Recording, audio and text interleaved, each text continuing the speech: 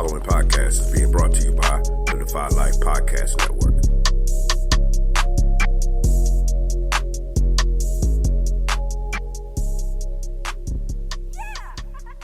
Maybe we can still heal you. Why? So you could just lock me up? No. Just bury me in the ocean with my ancestors that jumped from the ships. Because they knew death was better than bondage. Oh, you think darkness is your ally? You merely adopted the dark. I was born in it, molded by it. I didn't see the light until I was already a man. By then it was nothing to me but blinding. The shadows betray you because they belong to me. In the hell do you think you are? Okay, it's not working out. I'm gonna need the suit back. For how long? Forever. Yeah, let's No, please. Let's have it. You don't understand. Please, this is all I have. I'm nothing without this suit. If you're nothing without this suit, then you shouldn't have it, okay?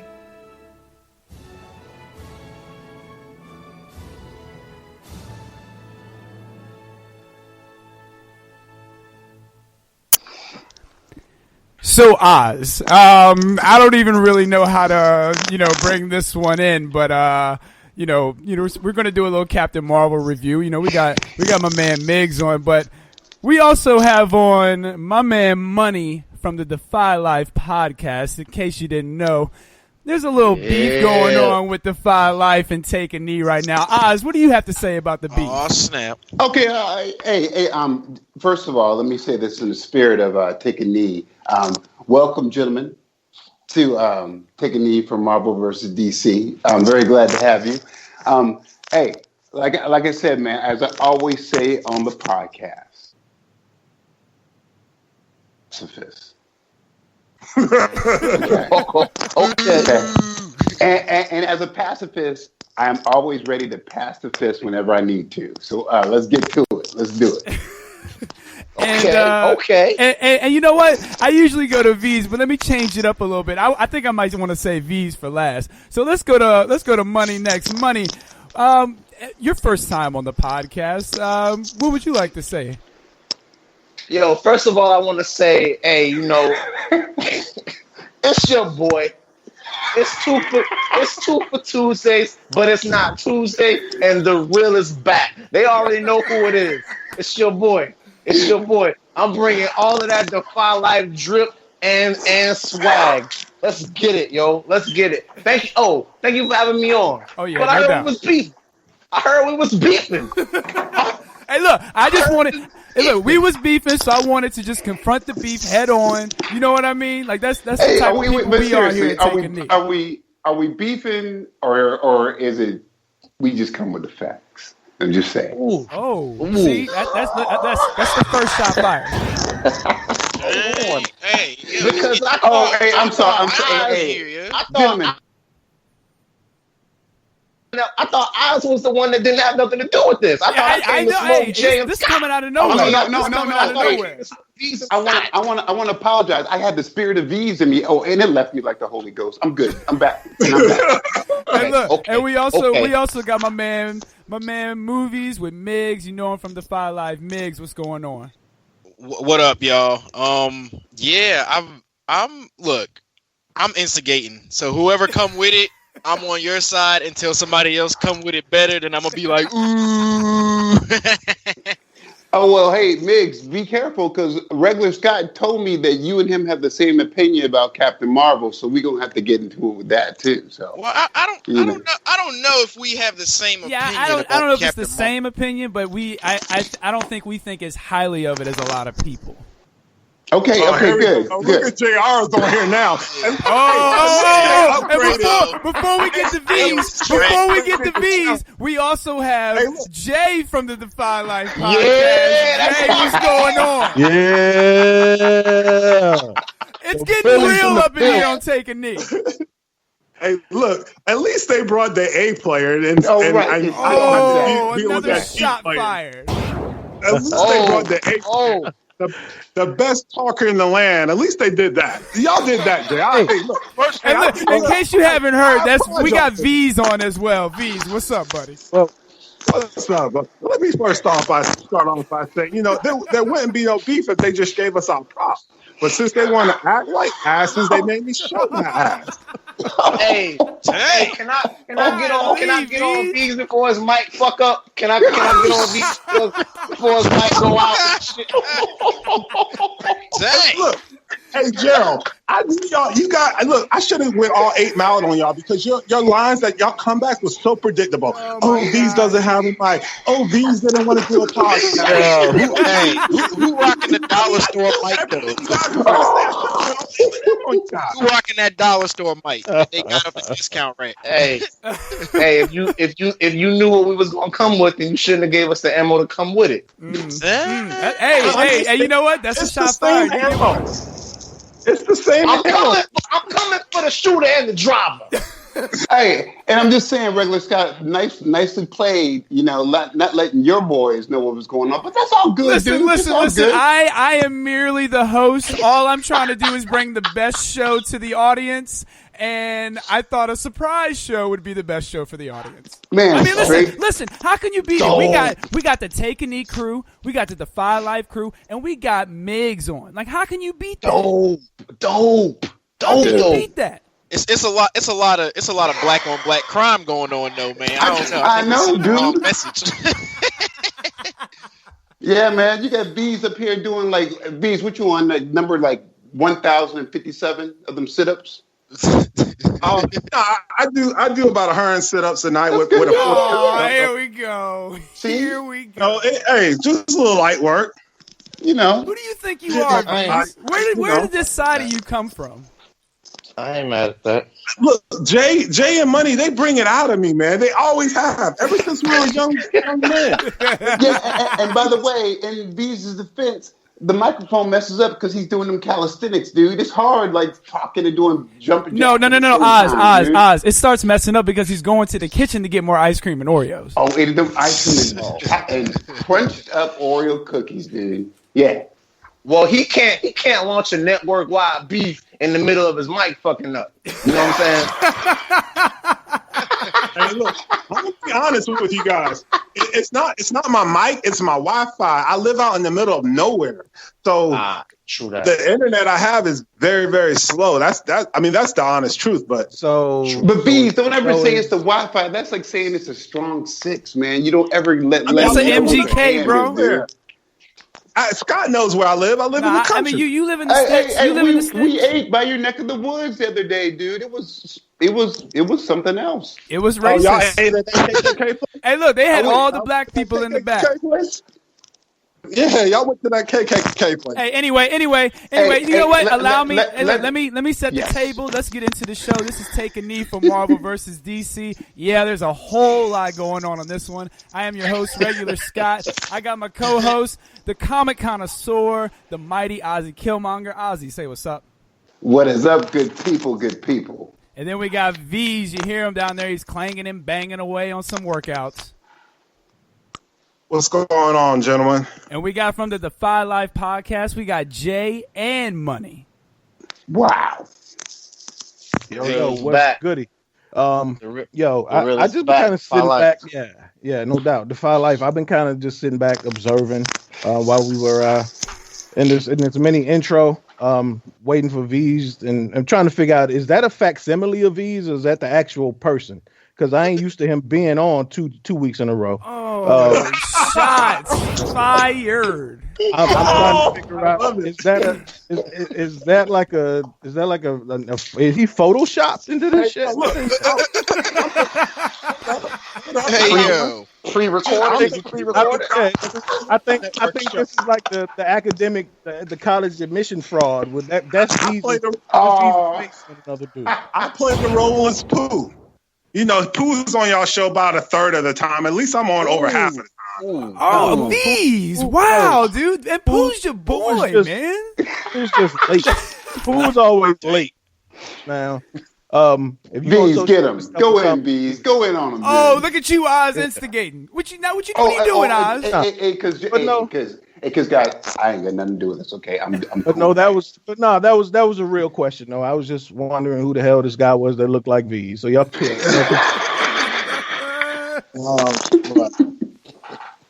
Here we go. Oh man. Well, this is hey, we're off to a great start though. Like, can we can agree on that? Hey, Scott, what's up? Veez, I just want to clarify because when I go through the DefyLife books, we ain't supposed to give Veez benefits because he part time, right?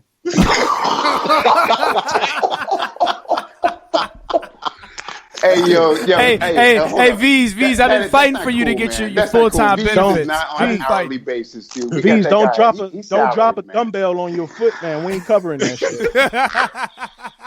Hey, yo. Veez, tell him your salary, dude. Tell him your salary, Veez, man. Oh, Not at all. Hey, Not at all. regular Scott.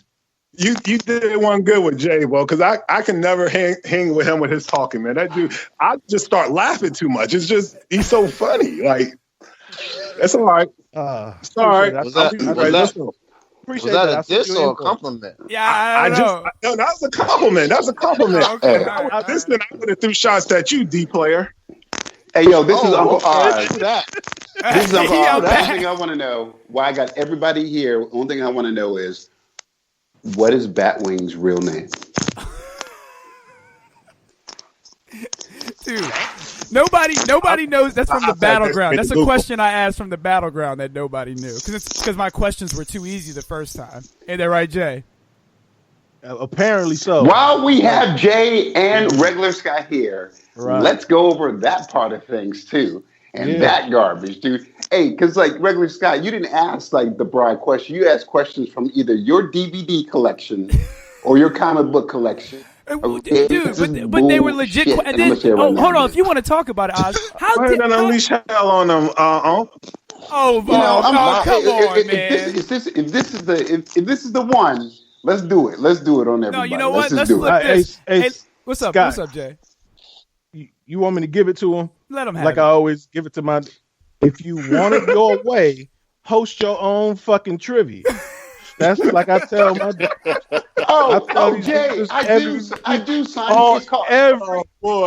Every week on the DefyLife show, I say if my questions are too hard, you host the fucking trivia. That's how I got him to host. But Jay, I do every Thursday. I do Trivial Pursuit 80s version. Everybody's welcome to join. That's just how I roll, man. I'm just saying.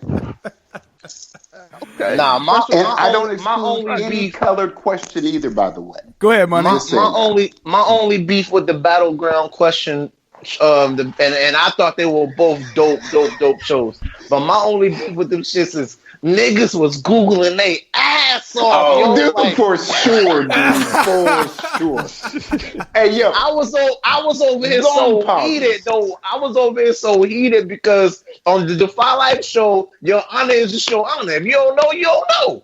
You know what I'm saying? You get it wrong, you know, whatever. Dude, I swear I heard one person ask Jeeves, and that's no bullshit. That's real. That is cool. Hey, but also, in the famous words of Martin Luther King, you know how niggas do. Facts. Hey, look, I was going to Google something, but I was like, you know what? I'm going to take all them L's and all that Game of Thrones shit and all that other TV. I don't even care. Migs was like, fuck it, I'm using Bing. I'm using Bing. Duck go. That whole Game of Thrones section, and there was another section too. I just sat the hell out. I ain't know what the hell y'all was talking about. The crazy shit is I can't wait to do that shit again. Oh man, was that not? Hey, were not both of them fun, dude? That was like the most fun I had in a long time. Besides last shows. And we gotta figure out a way to make it bigger. I don't like that's only because we bigger now. Oh, you're just trying to make more work for me and Scott. Now, I know that's what I'm hearing, right? But for real though, y'all know what the best part of the whole thing was? What? Since apparently he is the best fucking host on the entire network. When Be Easy lost and said, "Fuck that, I'm going to pop some pills."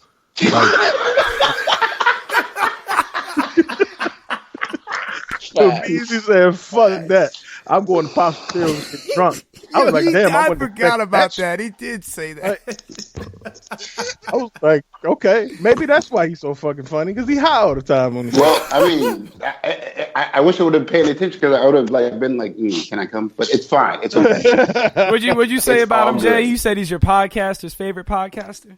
He said, yeah, apparently he's the podcaster's favorite podcaster. Because he's swept on the DefyLife show. And you know what? That's where the beef started. Yeah. That's where the beef started, because y'all ain't show the nerds over here no respect. The jocks over there bullying the nerds. Now, in defense of the entire DefyLife crew, when Pooh went up, I said, Pooh, you ain't gonna mention Veez? Hey, you did. You did. You can check the tape. You did. I listened to it. Veez is my boy. He said, Migs is my guy. My guy. Veez is my road dog. And then under his breath, but fuck Veez, he ain't shit. And then he said, yeah. But that's what he said. Word. That's what he said. Go back and check the tape. He said, check the tape. And then I think in like Latin or French or something, he said, and I had to like use Google Translate, but I think Veez sucks the host. I don't know. I can't verify. Oh my God. But I don't. But those damn. I don't know. It was Google Translate, and it was late. Oh man! I was feels with Veez because he had sent me the check that he gave us to say his name 4 times. So it was shot. So hey, look, can I say this? I'm glad it took me coming out of my comfort zone, doing something I haven't done since I was like 19, 20, 21 years old, to get respect. See, look, we got the freaking host of all hosts on our show tonight, Jay. I know. Thank you. Yes. Then we got Gerald. So look, say what you want to say about me, but I'm a fucking wizard. Who do you think you are, Veez? What is going on here? Hey, we don't want anybody thinking he's a grand wizard, because I'm not into that kind of shit right now. First of all, we figured out last night that you was trying to 50 Cent us to death. That you was really just trying to get y'all views up. You know what I'm saying? Y'all was really trying to get Is that what's going on here, Veez? This isn't a real beef? This is not a real beef? Is that what's going on here? Right, Veez? We got the views. That's hey Migs. That's what's really going on. Hold on. Wait a minute. I need clarification, because you see, I feel like me and Oz. You know what? No, bump Oz. I feel like I've been brought into something that it's just completely unfair. So I need to know: is this a real beef, or is this an audience ploy? Well, what I did notice first is that I noticed that when this shit happened, the DefyLife crew got tighter. Y'all niggas falling apart. Y'all arguing and shit. Y'all this shit together. Veez fucking everything up, and then he gonna show back up in August, and you are gonna still be mad at each other. Hey, I can't help it. I hoodwinked y'all boys. Oh, so you did. Hey, okay. Migs, you're the neutral party here. We're Switzerland. What do you think? Hold on.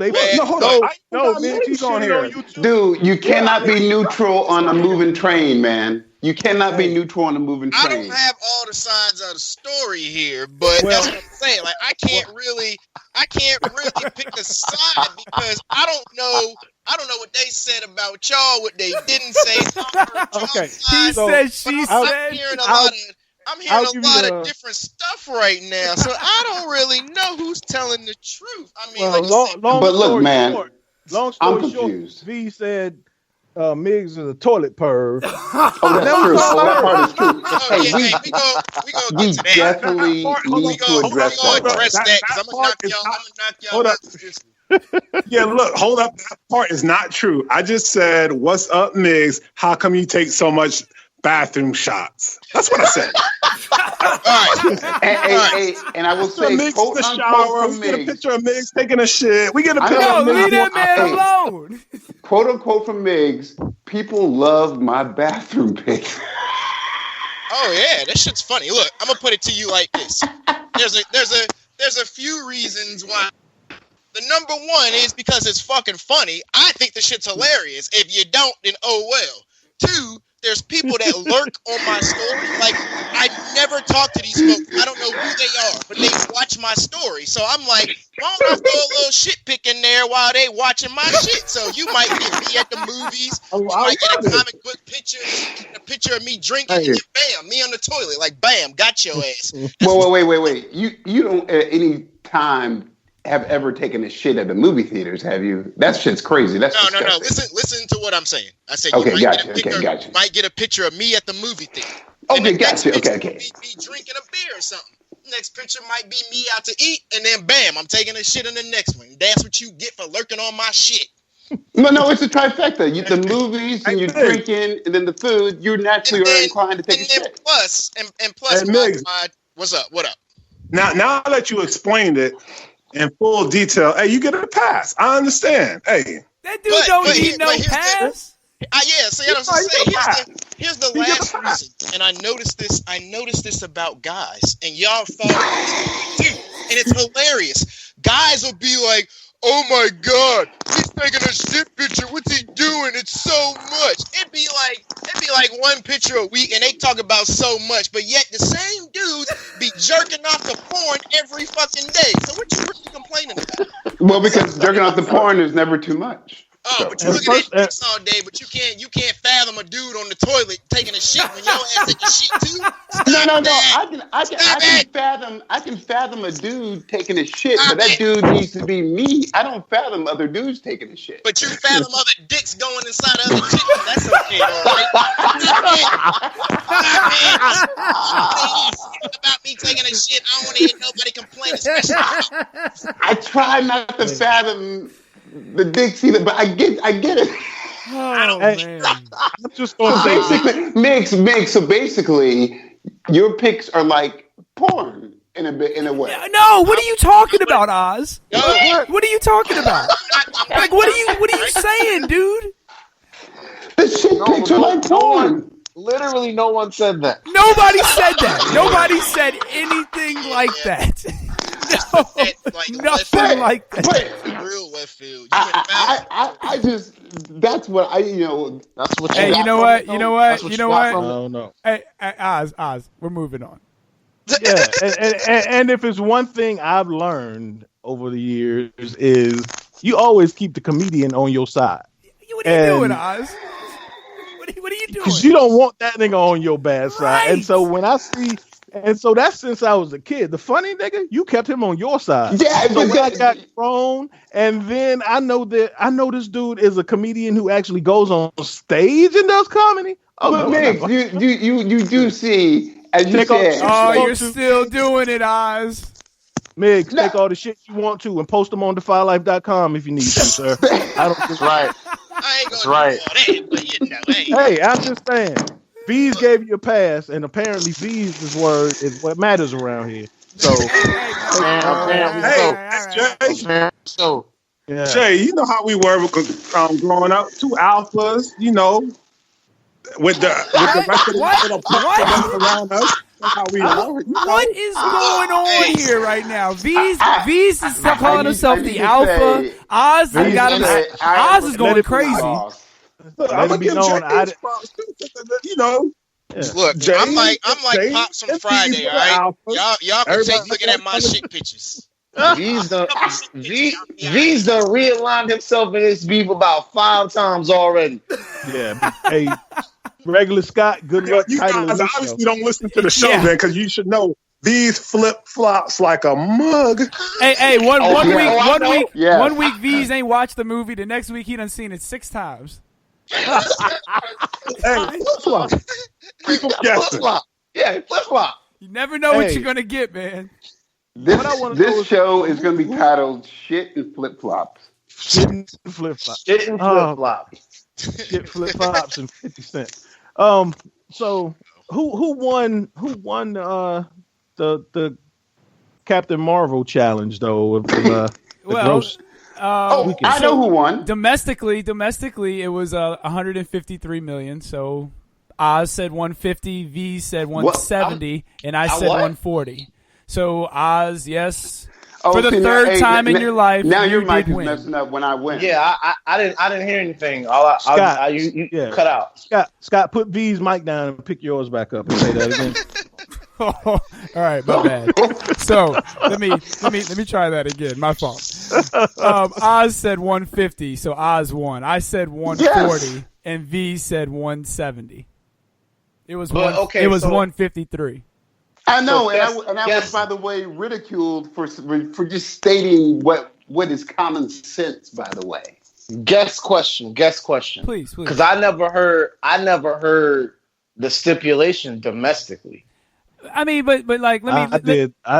Thank you. I heard it. You did? There we go. Okay. Yeah, I heard it. I didn't hear domestically either. But let me ask y'all though. Do y'all really think we only think? I didn't hear domestically either. Veez, you had no idea what was going on. You didn't even know what the question was. Man, Veez was like Veez didn't even know what the question was. And eating ice cream. And then Veez, it don't matter because Veez started off at like $6 trillion. 40 rubles. Yeah. So what did I start all that? 6 trillion.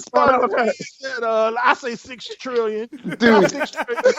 Matter of fact, scratch that. 6.3 quadrillions, please, sir. Hey, Jay, then he dropped down to like 2 million. And then he dropped down to like a bag of Ruffles or something. Like he's all over the place. He gave like 7 answers, and I was like, "Damn, that's how they let him do." Yeah, and then like it went from $6 trillion to Michael Jordan next to Jesus. Like it was just everything. It was everything. And then Oz went to sleep, and then it was weird. Hey, look. And speaking on that, the MJ LeBron debate, I only did that because I knew Veez would get fired up about it. Oh, and that was completely intentional. And I told Veez that was the most unintentional funny part of the show because Veez wasn't trying to be funny, but when Veez, I know Veez long enough to know that when his voice goes up like 8 octaves, he's hot. Yeah, I knew he was hot. And all you got to say is anything bad about MJ or anything good about LeBron, and he's about to go like it's a wrap. It's a wrap. Hey, like right now, watch this. Hey, Marcus. Yeah. Hey, who to go, Marcus? Oh, here we go. Allen Iverson. Oh, I'm not gonna say. Hey, I can't argue with you on that. Really though, you know that's my favorite player. So both like that argument was invalid anyway because Michael Jordan's not even the second best player in history. So what was the argument about? Lord, I can't wait to hear your response. Where did I put my sleeping pills? I'm not. I left that Everclear somewhere. Yeah, I'm not debating. I'm just stating my confusion because I got my own show. I can talk about this shit. So I ain't debating it. I'm just stating a fact. Hey Jay, speaking of the show, you know we got to have these guys on the show now. Oh yeah, absolutely. But we got to have them on. But real quick, guys, I got to go pee, and I'm not taking y'all into the bathroom with me. Like he say he do with me every week. So I'll be back. All right. We definitely as young, well, except for myself, young black men. I got a little mix in me. I take a shower while I'm on the podcast. I'm about to shower in a minute. Oh, here we go. Look, this entire show, I don't know what has gone on, man, but there's just been a lot of shenanigans going on tonight. Veez, you know that if you take a shower, you're not gonna your Wi-Fi is gonna mess up again, man. You can't do that. You know you can't use the water and the internet at the same time. Yeah, you can't do that. Regular Scott, you let this man take showers on the show. No, money. This is all free reign, dude. He's showing out tonight. He's showing out. Oh, okay. Bro, you ain't take no shower before on the show. Listen, hey, I don't announce it, but you guys talk a lot. I don't really talk that much. So man, a little 10-minute shower. Shower. You showing out right now. You showing out because you got a friend over staying tonight. Why you doing that? Hey, listen. I swear on Olivia Grace's life, my baby why you girl, doing that, dude? I've taken at least 10 showers on these shows. Oh God! Wait, at the same time? Wow. See, this is what I deal with. This is what I have to deal with every week. Every week. You started this. Regular Scott. Every You week. started all this stuff. Regular Scott. Oz gets going on his tantrums, and it's easy to take a shower. This is Tantrums. These, I'm just coming with. Hey, is this show not about facts and everything? Okay. You know what? My plan for this show was just to have a real good time, and now it's dissolved into something entirely else. V's about to go take a shower. Jay done went to the bathroom. Money over here is just making sure all of us blow up, and Migs just chilling in the back getting all types of material. It's true. It's true. This is definitely the definition of black on black crime, dude. Now, see, we're supposed to be building each other up, trying to invest, diversify. No. You know what? That's okay. That's all right. Oh man! All right. And Regular Scott, understand? You're the one that did all this. I'm having a great time. What the hell happened when I went to piss though? Oh, Veez went to go take a shower. Hey, that's all that happened while you went to the bathroom. He went to go take a shower. Like, okay. So, Regular Scott. For his 11th time, he went to go take a shower. For his 11th time. Hold on, let me ask y'all a question. Do y'all think Veez has been on 11 episodes? Oh. That's Regular Scott.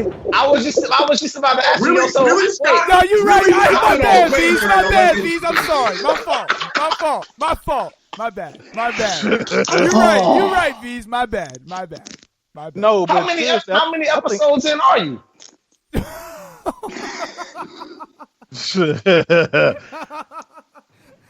Hey, Veez, I got your back. 12. Now, but seriously, hasn't Migs been on more episodes than Veez? Oh, God. Dang, only been on like 3. Yeah, exactly. Regular Scott, Suave the Thinker. Suave the Thinker, man. Oh, man. Wow. Y'all wilding, for real. Hey, Regular Scott, I know you wanted the name of the show, but you might have to rename this shit to Shenanigans. Shenanigans. Shenanigans. Oh man! All right, so let's shift gears a little bit. Who's seen Captain Marvel? I just seen it again today. That's what I'm about to say, man. Like, can Migs roll his views over to some of us? Because he done seen it 8 times. I know. You said it was your 4th time today, right, Migs? Well, I would half because I ain't gonna lie, I dozed the hell off the other time I seen it for real. There you go, Oz. That should tell you what he rightfully so. Well, no, it wasn't. This cat just said he's seen it 3.5 times. I would doze off too. It wasn't because the movie was bad or nothing. It was them damn leather chairs. I was comfy and I leaned into the seat, and that. And he watched the movie at 11 o'clock at night too, dude. So give Kevin some slack, man. That Dolby will get you when you feeling good and too comfortable. I ain't even gonna lie. And Migs got his own like personal seat at every theater in the country, so I'm sure it was pretty comfortable. I do.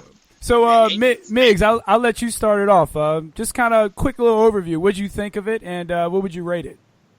Please, no spoilers, because the kid hasn't seen it. Well, let's keep it non-spoilery. I'm the king of non-spoilers. Don't you read my stuff, man? Come on. I read your stuff, man. I wasn't really.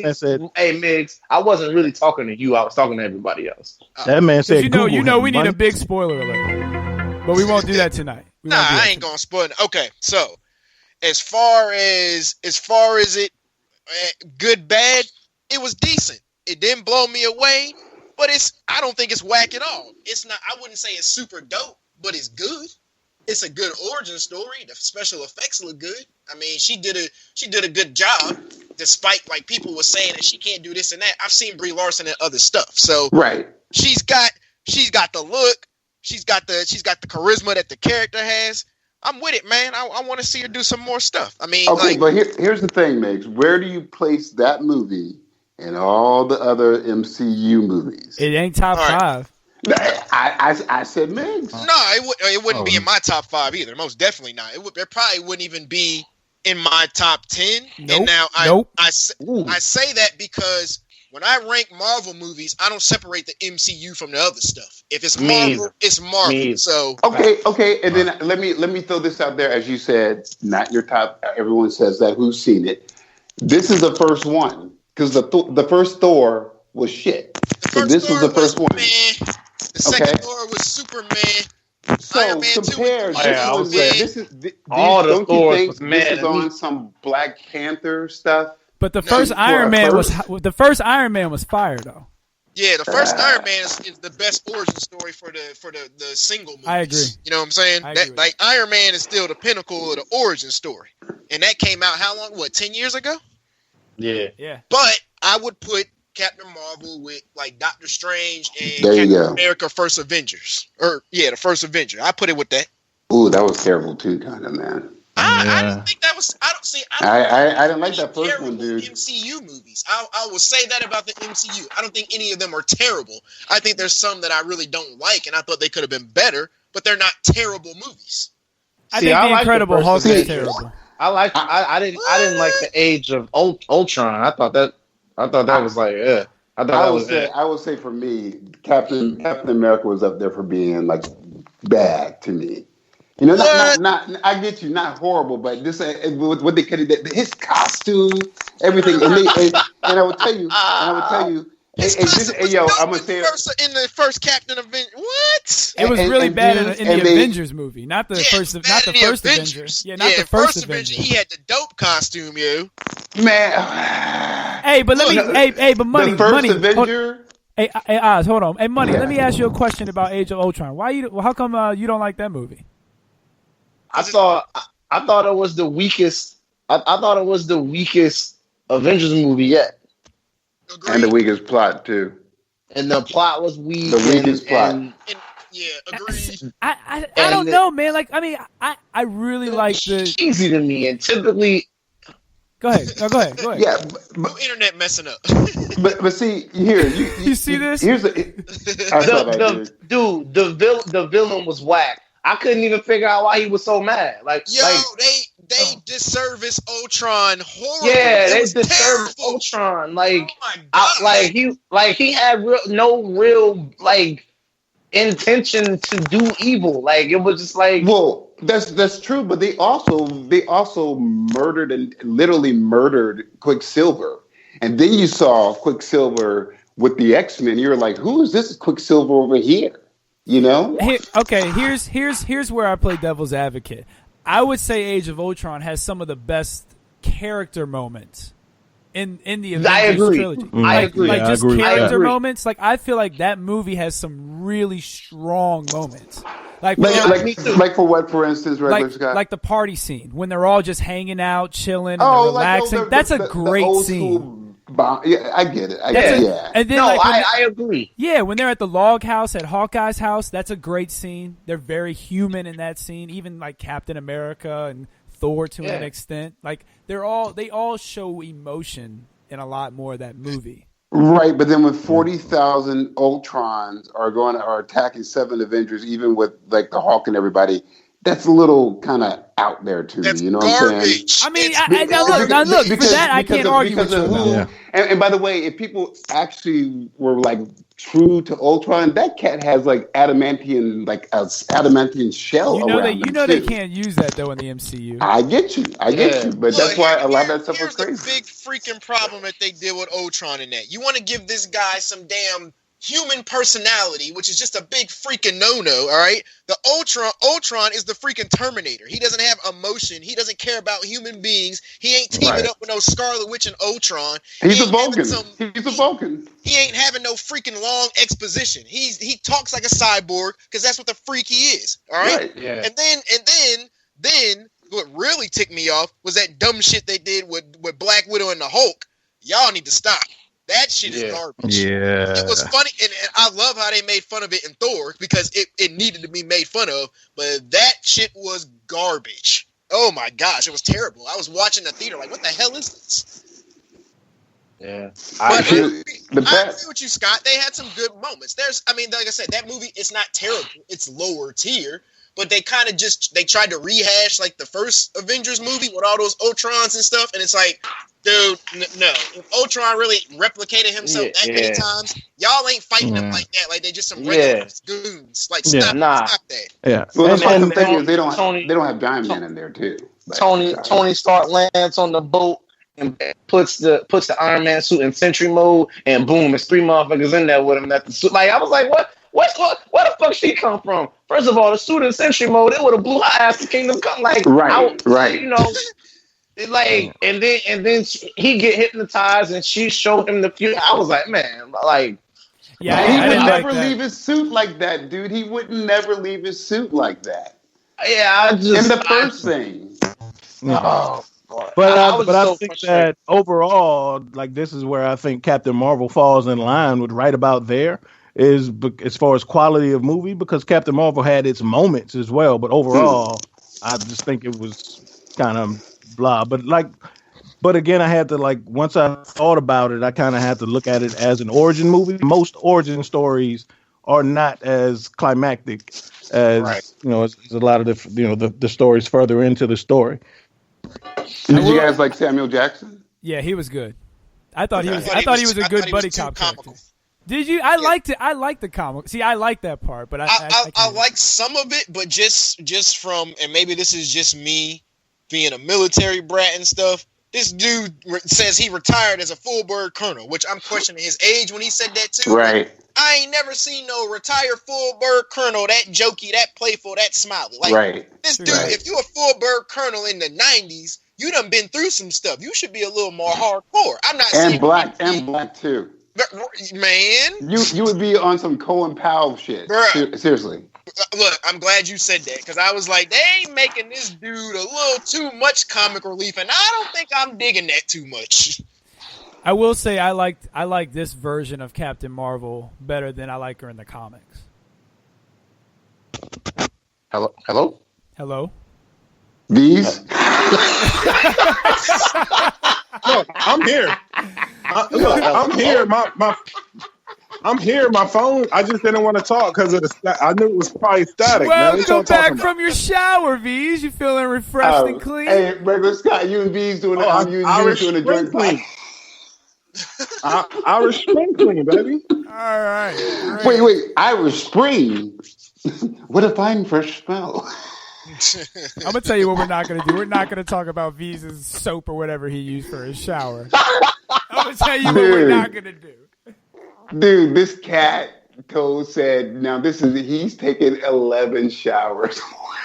Hey Veez, I do question whether you've been on 11 shows though. Like, no joke.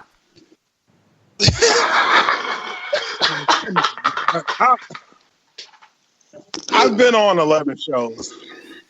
Wait, we've been doing this. Hey, Veez, regular Scott, don't be disrespectful like that. What regular Scott meant to say is, have you been on 11 of our shows? Truthfully told, the only shows I miss are the ones that I have no idea what y'all are talking about. Like, I can't help if y'all want to do a show and it's my wedding anniversary, or y'all want to do a show. Oh, dude, you can't. Don't do that, bro. You know good and well we would reschedule if you told us it was your wedding anniversary. Are you kidding me? Oh, so now you're trying to make us out to be the bad guys. Oh, because this is the first one. Where'd you go? I skip a show from a wedding anniversary. I wish I didn't get a new phone. I would screenshot the messages when I said, I wish I didn't get a new phone. I could screenshot the messages where I said, it's my wedding anniversary. And we said what? That we wouldn't reschedule for you and you better be on the show or you fired? Wait, hold on. That's not how texting work. That's not how texting work, dude. We got the same text, man. All right, whatever, dude. I'm done. You know what? It doesn't even matter. It doesn't even matter. Because you've taken a shower on 11 of them, so, it doesn't matter how many shows you've been on. That's at least... listen, I only take a shot. When you ask Oz to explain... When you say Oz, the breakdown... I know it's about to be 15 minutes. Shots fired. That's crazy. Hey, Hey, Veez, hey, regular Scott, you want me to break down Captain Marvel for you? No, Hey, Money Veez. said no spoilers. Hey, Veez. Hey, Veez. What's up, Gerald? For cheese. All right, so when you go take a shower, right, and then you come back, do I still be talking?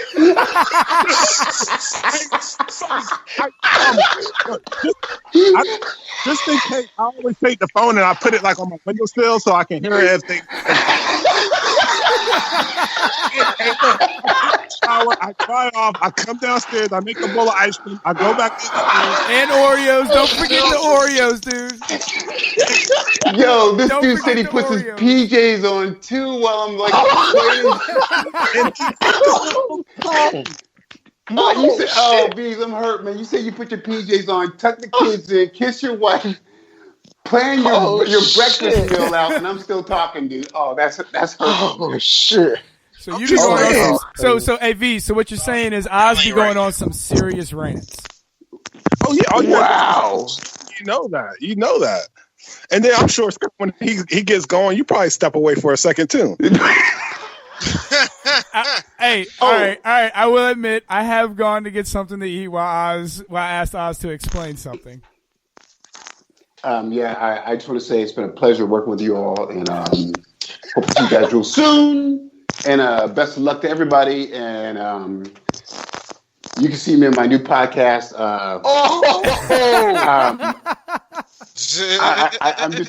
I'm in between outlets right now, trying to figure out. All right, so let me try to steer the ship back right. So it's sinking, regular Scott. I know it is. So I'm trying to steer it back right. Okay, Migs, let me ask you a question. I'm gonna put you on the spot too. Okay. All right. Top 5 MCU movies right now. Top 5 MCU. Okay. And you can include all of them because you said you include all of them. So that's fine. Well, I was saying non-MCU stuff because I got a few favorites that are not part of the MCU. Okay, well let's. But I'll keep it at MCU. Let's do MCU. So, I'd have to say Avengers, Winter Soldier, Iron Man, Infinity War, and then I'll give Black Panther a tie with. Well, we'll keep it at Black Panther. Okay, Money. Can I ask a question, Migs? Were you on the show when we were talking about Black Panther and we were talking about the fight scenes and you guys were like tearing it apart, or was that just Oz and Scott? Well, I said hey, you know that was your wife who said that you also didn't like the fight scenes when you first saw the movie. She did say that, didn't she? But I don't remember. She did. But Veez also said he never saw the movie. Then said he saw it 7 times. You ain't never seen the movie, Veez. Right. I like the fight scenes. My issue was just that last fight scene. It just was real too CGI. No, it was garbage. Call it like it is.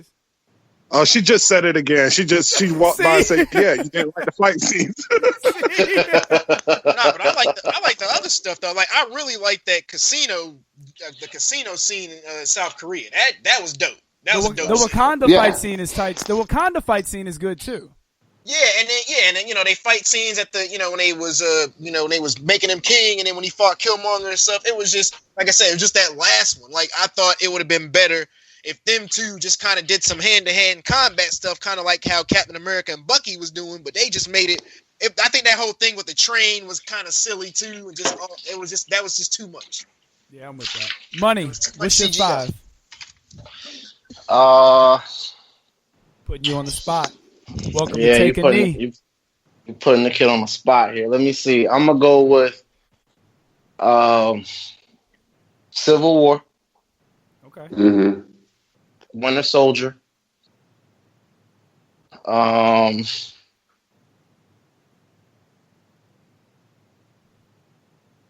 Civil War, Winter Soldier. Infinity War. Iron Man 1 and Black Panther. Okay. Veez, what you got? What's your 5? All right, my 5. Winter Soldier. Iron Man 3. Iron Man 3? I like that movie a lot. Okay. All right. Wait. The one with all the Iron Man fighting and attacking each other, that one? When he was building and when he was I liked it. Okay. It's one of my favorite movies. It's your list. Ooh, I liked it too. Yeah. It's unexpected. Yeah, it was. I ain't mad at you though. That's just unexpected. How many are you need 3 more.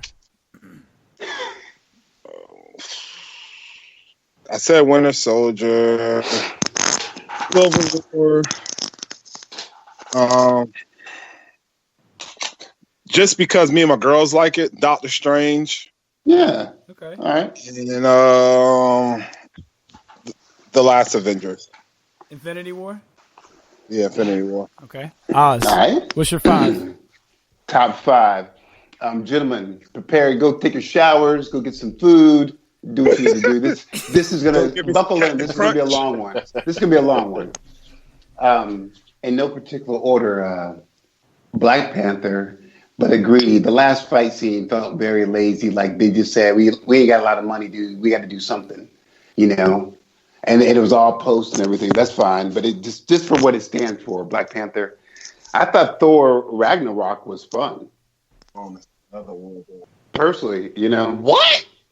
I thought with Thor with the Hawk, it was because it was. I saw it for what it was. It was meant to be just a big fat comedy, and it was a fun film for me, It's the best Thor movie, but that every movie that starts with Thor was terrible. And but I appreciated seeing the Hulk actually a bit more intelligent. This for the comic book fan that I am, that was fun. Right. I'm going to say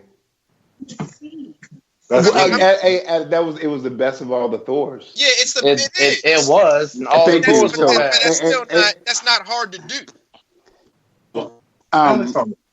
And I was not a fan of, maybe a little fan of Iron Man 1, but not a fan of Iron Man 2 or 3. No offense.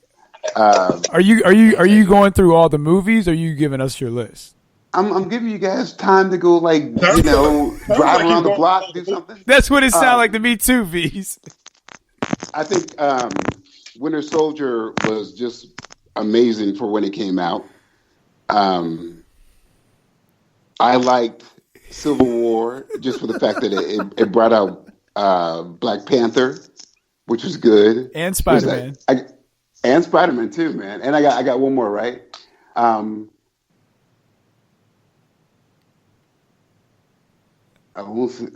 Not Homecoming. That was okay.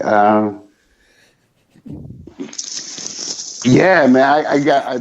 I like Doctor. You've named 8 movies, so it's okay. But I like Doctor Strange too. Yeah, it's all good. Yeah, it's all good. It's all right. It's no problem. You know what I saw? And there's one more. No, just kidding. They showed this. Did anybody do the Marvel Film Festival last year? Nah. Nah. So they showed a couple of joints in IMAX that they didn't show in IMAX when they came out. So I got to see Incredible Hulk and Captain America: First Avenger in IMAX. Those did not have IMAX presentation. That was pretty damn cool. I like the Incredible Hulk. A lot of people hate on that one. I thought that was pretty dope. Which Incredible Hulk though? Yeah, which one? No, the Incredible Hulk. There's only one Incredible Hulk. Yeah, the Incredible, not Hulk. Not Hulk. Okay. I ain't talking about that shit. That was woof. I don't know what that was. I'm talking about the Incredible Hulk. Okay. Yeah. Okay. And see, people be forgetting that that's an MCU movie also. I don't forget. People forget that because they forget about the movie completely. That's part of the MCU. It gets a rap for a lot of reasons, man. Because Ed Norton left a bad taste in a lot of people's mouth. That's why he wasn't invited to come back. Hey, I rock with it. I mean, I know I've heard that he's a dick to work with and all kind of stuff. I've heard that and seen that several times. But I'm just in the movie in itself. I liked it. It was low key dope, you know. Well, the nuance too of it of when he cuts his hand and he has to like stop the whole factory. You know, all the little subtle things in that. I get you. Yeah, I mean, I thought it was cool. It was like I said, you know, after Hulk, it was much better than that because that was just kind of a strange movie. That didn't even like really feel like a Hulk movie. The Hulk. Hulk by Ang Lee was just meant to be kind of like an art movie because that's what he's used to doing. Yeah, I like the desert scene when he was running across the mountains. Oh yeah, absolutely, right. He was messing up them tanks, but other than that movie was kind of garbage. So it sounds like Black Panther, Winter Soldier, Infinity War, like those three are all in everybody's top 5. Those all seem unanimous, and then like the rest of them is where everybody seems to differ a little bit. It seems. Well, hey, Regular Scott, I have a question for everybody. I'm all ears. Everybody name your favorite fight scene in the MCU. Oh, hey, that's the Winter Soldier fight scene in the streets. The hand-to-hand combat. He's going through everyone. Veez, you're breaking up. Yeah, who's over here eating popcorn? They're popping packing bubbles. That's what they. Yeah, somebody or they like who's stirring macaroni and cheese? Doing something over there. You need to add water, I think. So yeah, that's a shit. Y'all crazy.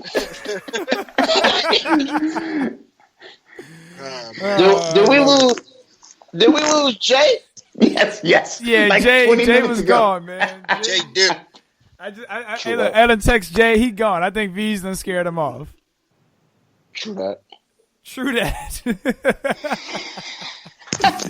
Hey, he left you, Money. You good here by yourself with us boys on Take a Knee? I'm good. All right. I'm just making sure. So let me ask you this question: What's the worst movie in the MCU? Fucking Thor. Oh no, but which one? Which one? Which one? All of them shits. All of them shits. All of them.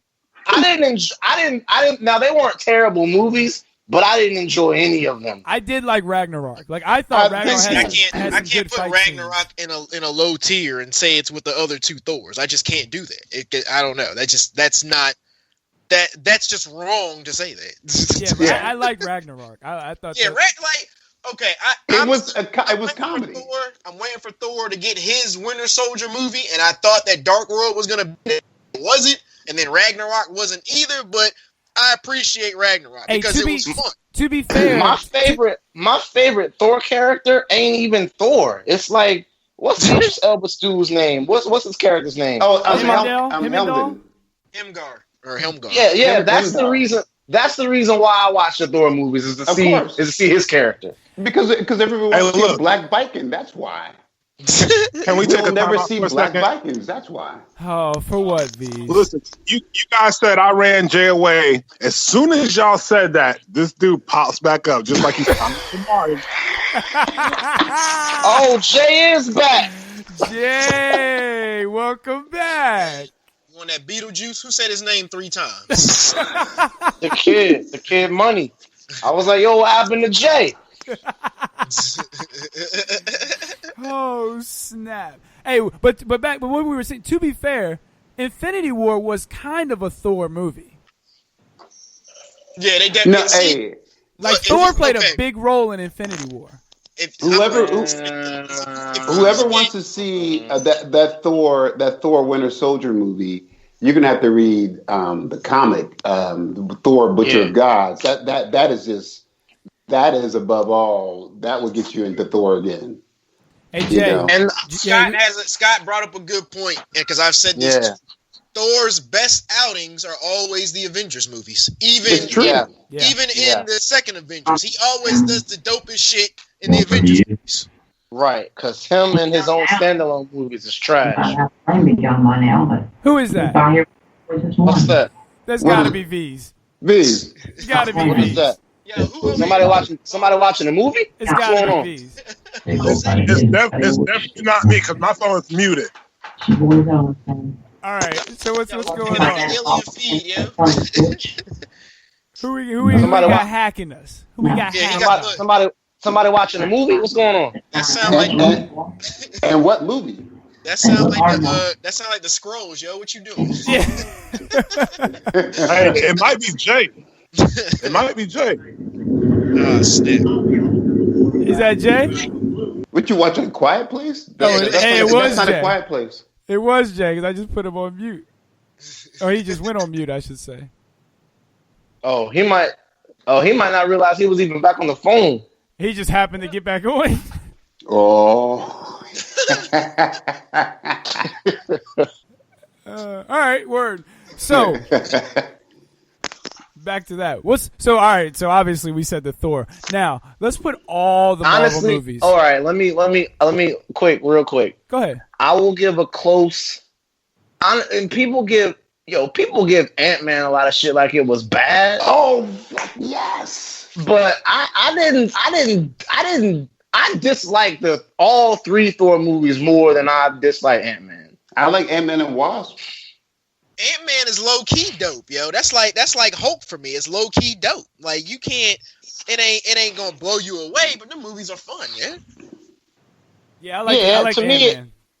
To me, it had more going on than Thor. Yeah, I agree, man. Thor is like that rapper that for some reason he's so fucking ill whenever he feature with other rappers, and then when you hear his album, it's like, oh shit. Hey, that's a great way of putting it. Yeah, that's a great way of putting it. Like that but analogy still, man, fits. y'all hating on Ragnarok though. I can't hate on Ragnarok. No, I'm with Ragnarok. That is all I'm with saying. Ragnarok. I can't hate on Ragnarok. Look, I got a damn collector's ticket. I went to a special show for that joint, you. And yo, it was fun. It was a fun movie. And plus, I like how they integrated some of Planet Hulk in it, even though Planet Hulk wasn't no fun story. And that's what I'm saying. No. So, like, I'm waiting for some of that. Like, give me something hardcore, man. Like, because even Avengers Infinity War, it didn't go as hardcore as I thought it was going to be. Thanos kind of went a little easy on him. If you really want hardcore, then what you want is really, Migs? You want World War Hulk? I almost cried at the end of that shit. Nah, which one? Peter Parker did it to you, didn't he? Peter Parker did it at the end of Infinity War. Nah. Yeah, Peter Parker did it to me, man. He didn't go hard though. Like if you read the Infinity Gauntlet when they fought them, this dude was murking. He wasn't no. Let me give you a little bitch slap in the face a couple times. Nah, this dude was murking folks. He straight up turned Thor into glass and shattered him. Was like, get the fuck out of here. Iron Man got his damn head ripped off, yo. And you saw Peter Parker with his costume on, like with a head bandage on and his arm in a bandage, like on a gurney. He was fucking up everybody, dude. Yeah, people was getting jacked up in Infinity Gauntlet. I mean, even though they fixed it, but damn. Even more than the fight scene in Wakanda at the end of that movie, which I really thought was dope. The fight scene on Thanos' homeworld, I thought was Titan. That's actually my favorite fight scene in the whole MCU. That's that was a tough ass fight scene. And when Doctor Strange like re-imaged himself 100 times, I was like, oh shit, I'm telling you, Iron Man went hard on that fight scene too. He held his own with Thanos. Yeah, but the cool about that too. BS. But the cool part was like when Peter Parker, with that iron Spider-Man suit, that was very subtle too. Him capturing everybody, making sure he was doing his hero thing. Was cool. That's him at his heart too. You know what I'm saying? That's the Russos know how to give everybody their moments and stuff. They do. They know comic book movies, but Tony Stark getting ran through like that with that big ass sword, he shouldn't have been able to put no foamy super glue on himself and live. Get the fuck out of here, man. That dude put a damn sword through you. And it was like up to like by your heart and all that other stuff. How the hell you live through that, man? But again, the whole point of that is he has all the gems. He could have did anything besides a sword. He could have turned that dude into like that guy could have turned into glass. But that goes to my point of him not going as hard as what I thought. But World War Hawk, dude, will be the movie that will set Hawk up. Well, I wish they would do that. They got the cartoon. It would, but they're not going to do it now. No, they're not. I don't see them doing it. Yeah. They're not going to do it. So do we have Jay back on? Is Jay officially back on? Yes, I am back. So Jay, what's your top 5 MCU movies? Oh wow, damn, hell of a question to come back to. Well, definitely number 1 is. Ooh, damn, that's tough. You said definitely number 1, and they said that's tough. Well, yeah, I don't know, because I started thinking about it. You got to go Iron Man or Winter Soldier. Hey, well, how come nobody said Guardians of the Galaxy? Like nobody's feeling that movie because that's definitely in my top 5. No, Guardian of the Galaxies is especially the first one. That shit was dope as fuck. Yeah, that's definitely in my top 5, and nobody said that. I'm surprised. That's true. Guardians of the Galaxy is in my top 5. I love that movie. Yeah, that's definitely in my top 5. Yeah. I'll just put it in no particular order. Okay. So Guardians of the Galaxy is in there. Infinity War is definitely in there. Winter Soldier's in there. Are we talking strictly MCU? Yeah, stay strictly MCU. All right. Yeah, the first Iron Man is there. And hey, that number 5 gets tricky, boy. It does. Like I'm gonna go number 5. I call it my Jadakiss edition. Like I know it probably ain't the best, but it's my fucking favorite. So I'm going like it's one of my favorites. I'm going Black Panther. Yeah. Okay. Yeah. Yeah, that was one of the unanimous ones. Black Panther squeezes out Guardian of the Galaxies for me. Like it's a close call, but Guardians would be in my top 10, not my top 5. I can't. I don't even like Guardians 2. That's like the only MCU movie that I don't own yet, and I'm not getting it until that joint is like $3. Well, I've long wanted to come on this show and give my perspective on this. And Scott, I don't want to steal your thunder, regular Scott. I'm sorry, but I gotta get y'all's perspective on this because Marvel's been building this, and we touched on this on our show. Marvel's been building this relationship with these characters for 10, 12 years, man, and I've loved every second of even the movies that I didn't enjoy. I knew that they were building on something to tell more of the story and the bigger story. So I want to shift gears and get y'all's opinion on, because I feel like the other side of the coin here over on DC, I feel like they know that and they're trying to do that, but they're doing it so quickly that everything fucking sucks. Right. DC has the animated joints on lock because they animated features can't be touched. Marvel ain't messing with that. Now I know the big money is the live action, but they just I don't know, man. See, like Warner Brothers and DC always had the animation game on lock for a minute with the shows and all that. That's been their quality, the storytelling, all that kind of stuff. If you watch like Batman, an animated series, that's probably one of the best cartoons ever as far as storytelling and just showing real Batman. That's like definitive Batman right there. They still haven't even touched that in the movies yet. Well, let's not forget about that too. That Batman, the animated, was that came on during prime time when it first came out. Yeah. You know, so right. Yeah. But they changed the game with that. Yeah, absolutely. Like, as far as I think let me finish my question. Let me finish my question. Yeah. What do y'all think? Because I just watched Aquaman like last weekend, the weekend before last, and I had to force myself, and I don't feel like this about comic movies. I had to force myself to get through the movie. Like I thought at least 15 times about turning it off. Yeah. And I thought the same thing about Justice League, and I think is what do you guys think that they can do on the cinema side, Migs? Because I ain't talking about the cartoons. On the cinema side, to give us that same experience or that same type of experience, can they even do it? Can they even do it? Right there about the cartoons, they need to get those writers and give them some of that, because those writers for the cartoons, they know what's up. They know how to do the comic book stuff. And like if you watch the DC movies, they're I wouldn't even say those are terrible, because they have really good elements of them, and cinematically they look good. I'll say that for the most part. They except for some of that shit in Justice League was kind of crappy, but they don't look bad. I think the costumes look good. I think their cast choices have been good for the most part. It's just the storytelling's terrible. It's like, what are y'all doing? And then y'all rehash these villains that don't do much. Right. They're all the same.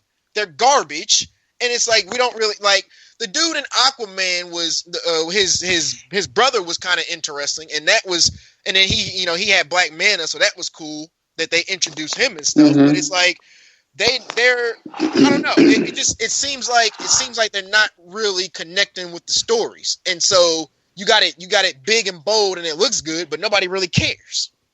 Yeah, and I think also not just the villains, but also the characters, the heroes that they're introducing in the movies has just been stagnant until as of late. Like you said, they're trying to do it too fast because they killed everybody so long. It was just a rehash of Batman, Superman. And it was just those two dudes in different storylines, and sometimes rehash storylines that they just replayed over and over. I think they lost a lot of people before they even got to the point of introducing other characters. Now DC kind of has the stigma attached to it. It's the same old thing over and over and over. And I've said it before, and I stand by this statement. Christopher Nolan killed the DC universe before it even started. When you make a trilogy that's, regardless of how you feel about it, it's a heralded trilogy as far as superhero movies. And how do you follow that trilogy as far as making DC movies? Do you go super gritty like Nolan did? I mean, he made that about as realistic as you can make it. Or do you just go over the top and just go a little campy? Marvel's more campy. Like, that's what they do. That's how they stand out. That's why they stood out so much. That's why when Zack Snyder put out his movies, they're a little more serious in tone. Like, you got Superman breaking guys' necks and stuff. You got Batman killing, and it's with guns. Yeah, and it's a lot more violent and dirty, and it works for like Watchmen, and to me, it worked for Man of Steel. I like Man of Steel. I like what he did with Superman. Yo, Man of Steel was dope. I like Man of Steel. Man of Steel was dope as fuck. Yeah, Man of Steel's dope, and I like what he did, but you can't. There's certain things you can't do. You can't have Batman kill. Like that's a number one rule. That's a golden rule. Everyone knows that. You can't do that. I'm with that. I didn't even care that he murked a couple folks. It was different. And plus, he's killed in the comic books. He's killed in the other movies. When he first came out, this dude was toting a freaking handgun and popping people. Right. When he first came out, he killed, but then he came up with his code though. But then the Silver after that, they revamped Batman. And, they changed. And his thing is he doesn't kill, and that I agreed. In the 30, when he busted out in the 30s, of course he had guns, but after that there was a lull, and that was his whole thing. And I would but to answer the question, how do you fix all that DC stuff? If you want to do it right, you have to revamp everything and go slow and build the characters. But they're not going to do that because they want to make money real quick. And they feel like they have to catch up to Marvel, and they will never catch up to Marvel. Well, the next thing they're doing is they're pushing Harley Quinn. She's got a trilogy coming out in the next 4 or 5 years.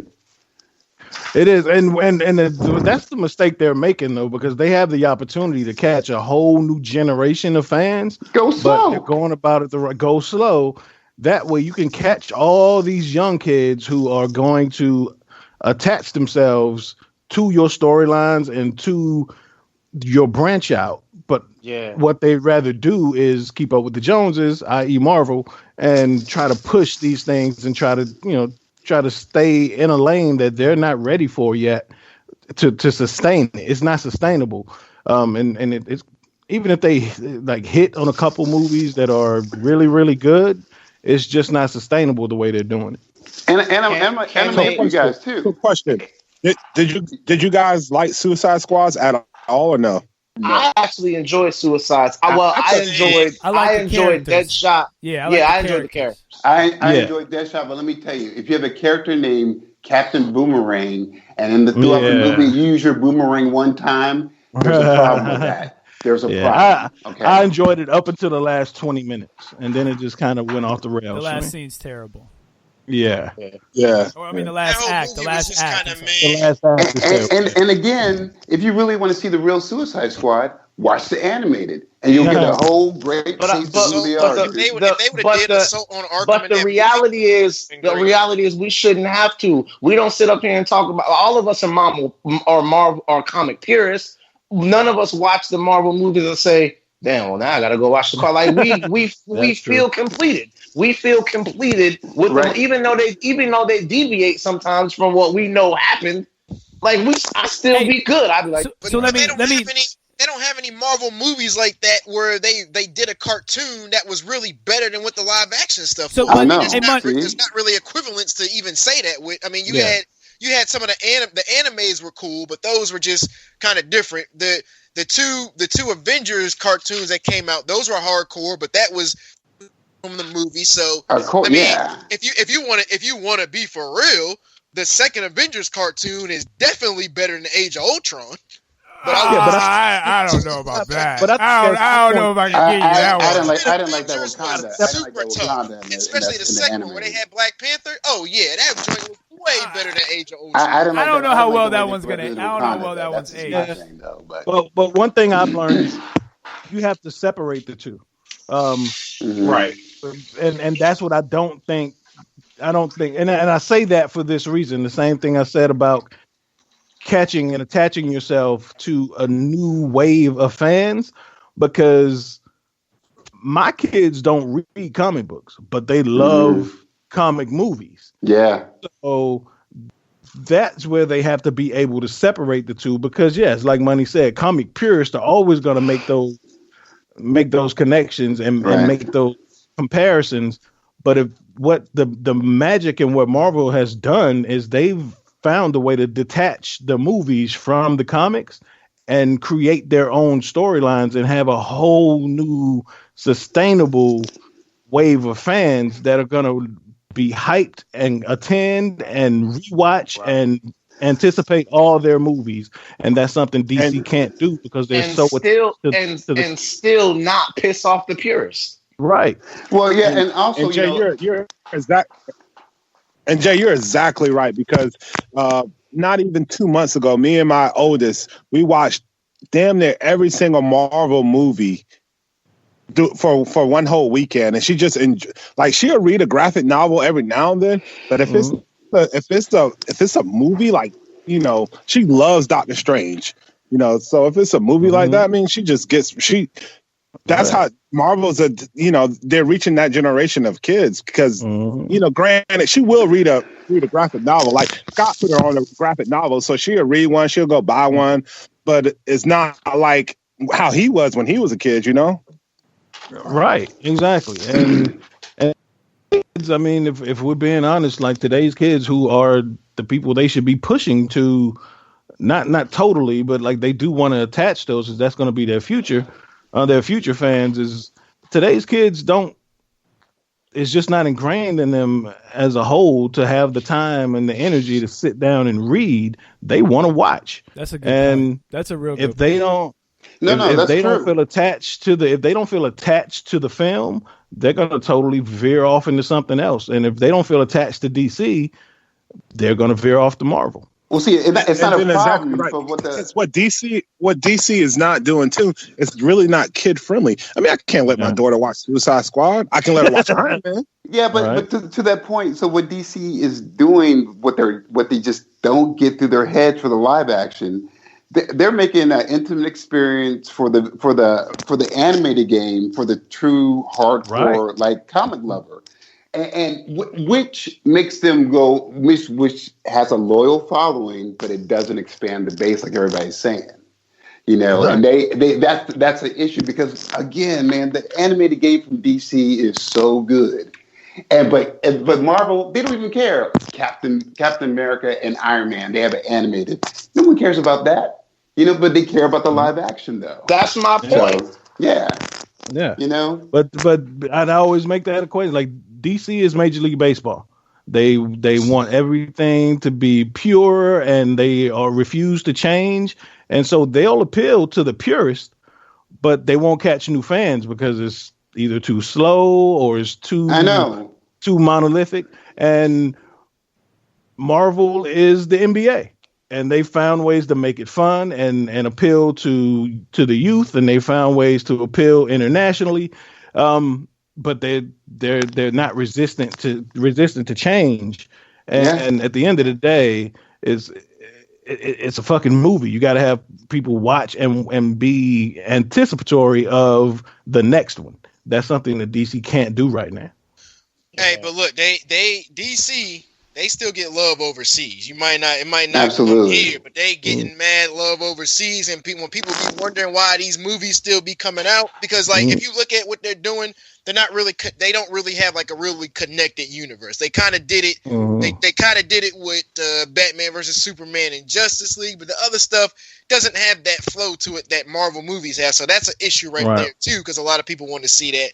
But if you look, like, if you go on like Box Office Mojo or whatever, and you see where all the money's coming in at overseas, they love it because their standards and how they critique movies and stuff like that is not the same as ours, and they don't necessarily care about certain things, and which is why a lot of corny movies over here that go in the garbage still make money over there. Because like that movie, what was that movie that came out last year with Jason Statham, The Meg, right?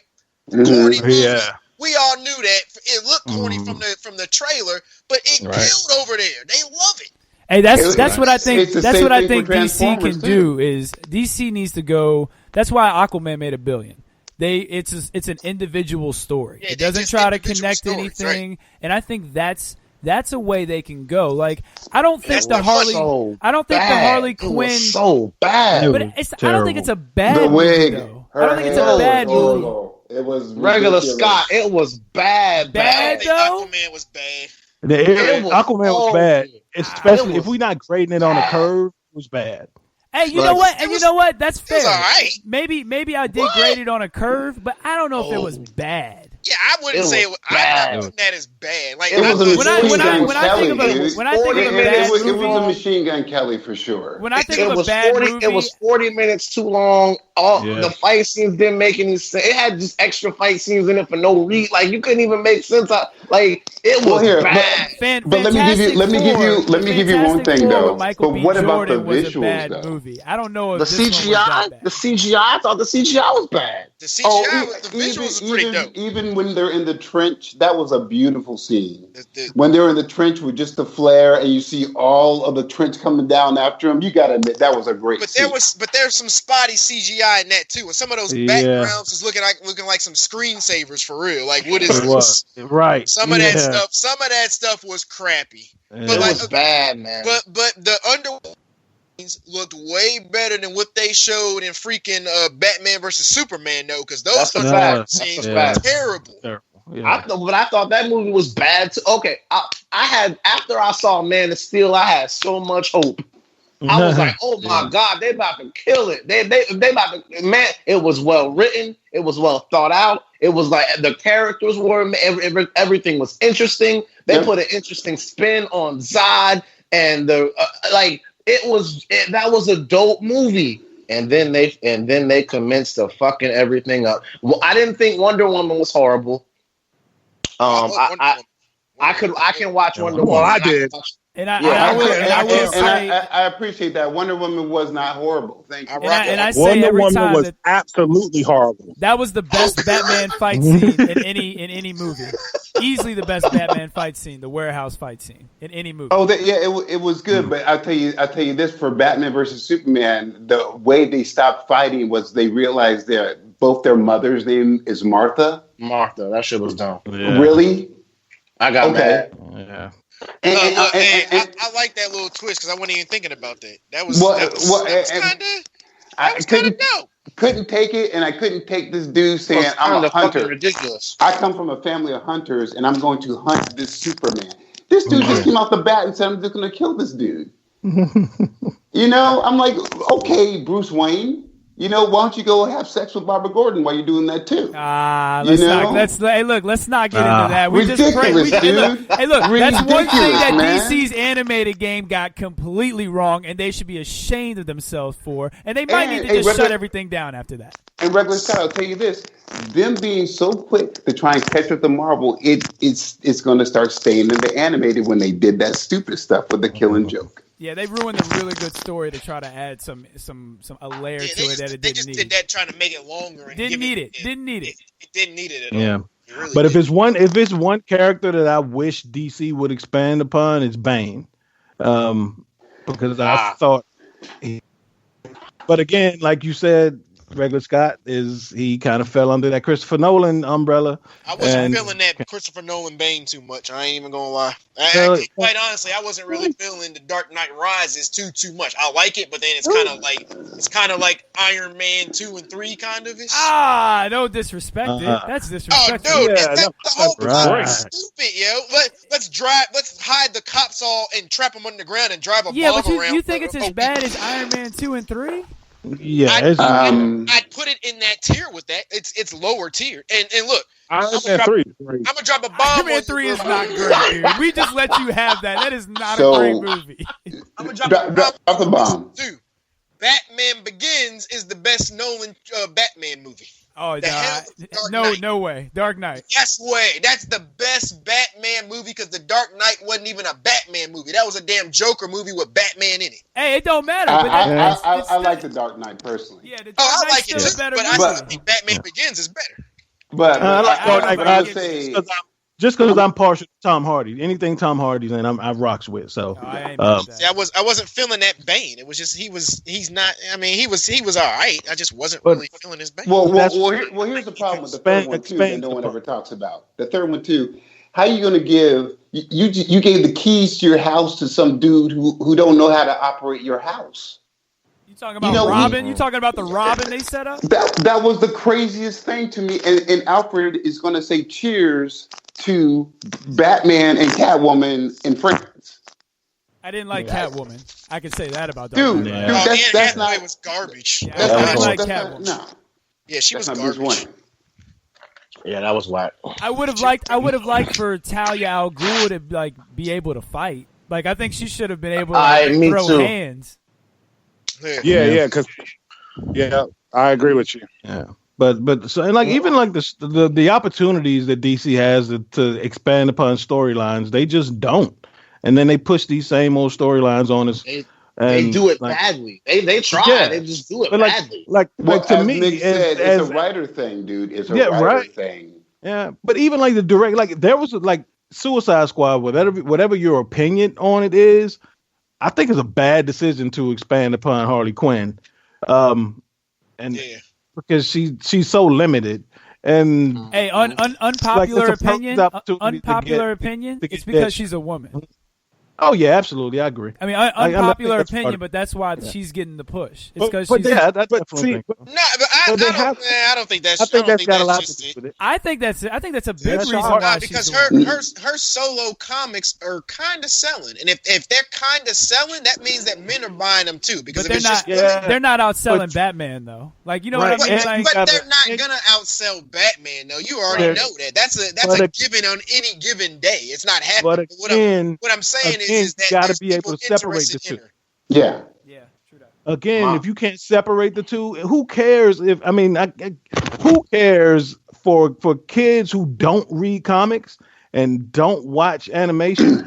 cares if they're not going to watch the movie? Because that's where the money is. So why not invest your best resources where you're gonna make your money? Well, and to your point, the reason why they're gonna make 3 fucking terrible Harlequin movies because every girl dressed up like Harlequin for fucking Halloween after Suicide Squad, not even knowing who the fuck she was. Yeah, you know, it's based off of the actress and her popularity. It might not be terrible though. We don't know if they're gonna be terrible. It might not be terrible. You can't say that. We do. Not yeah, we do. It's a waste. It's a waste of DC. It's a waste of DC. Every one of them's been terrible, except for Batman, except for Man of Steel. It's a waste every of DC. single one of them have been terrible. I don't agree with that one. God, unfucking watchable. Woo! Can I say that? Shots fired. Sorry, Reggie. Can I say that? Can I say that? Absolutely, you can say anything you want. Okay. Man. We own this shit. We can say what the fuck we want to say. Yeah, you can say whatever you want. I own the Let it go. Movie, all right? It's called freaking Monsters vs. Zombies. That's unwatchable. Those movies ain't nowhere near that. I own 2 of them. We're talking about that. We're talking about relative to the comic world. Yeah. Look. I think a better is unwatchable. The one with Michael B. Jordan, that's unwatchable. Those movies ain't close to that shit. Ghost Rider's unwatchable. They're terrible, my dude. They're unwatchable. They're unwatchable. And the most fucking unwatchable one of them all have my favorite DC character in it. What's your most unwatchable one? Green fucking Lantern. Oh, winner. Yeah, that is a winner.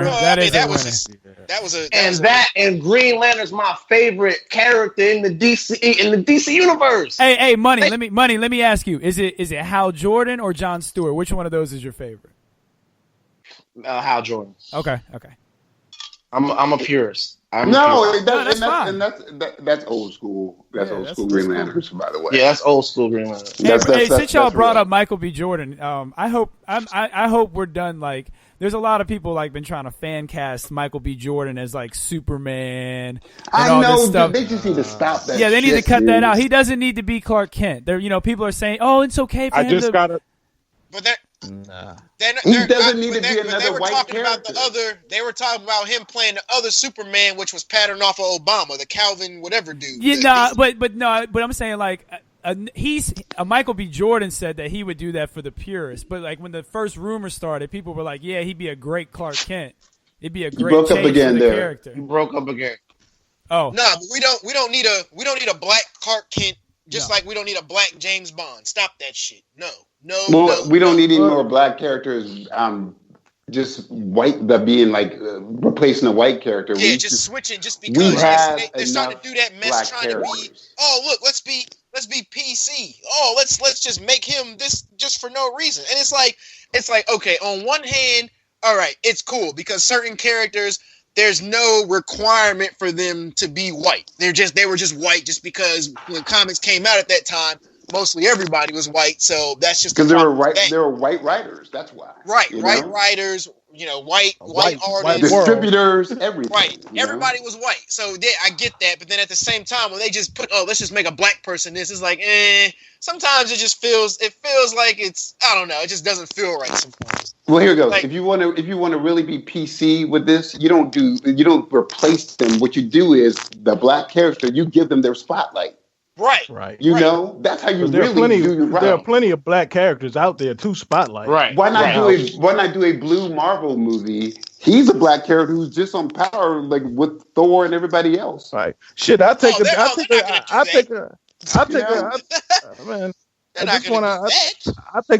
movie. Yeah, that's just what I was gonna say. That's what I'll take a Deadshot, dude. Yeah. Right. I wouldn't mind seeing a Deadshot. I mean, especially with the storyline they created in Suicide Squad, that would have been a perfect storyline to build around. I agree. That's a good call. But see, he wasn't. That's a great call. he wasn't black either though. But it was cool because it was Will Smith could do that. He's been black lately in the comics. Like the last few, like before Will Smith, he was black. Like in the comics. And again, there's never been a movie with Deadshot in, not a live movie with Deadshot in it. So they can do who the fuck they want to make it. Oh well, yeah, they definitely could do that. I mean, he's an interesting enough character, and plus, whatchamacallit is going to play him now, Idris Elba. So I mean, you could definitely do something with that too. You got a leading guy there. See, I don't know. I know he'll be good in the role, but I don't know if that's the role I would want him in. Like, I feel like there's so many other roles that he would be better. Like, I think he would be a better Jon Stewart than a Deadshot. Damn, that's awesome. Regular shot. Nice, I mean, you know what I'm saying? Like, that's just off the top of my head.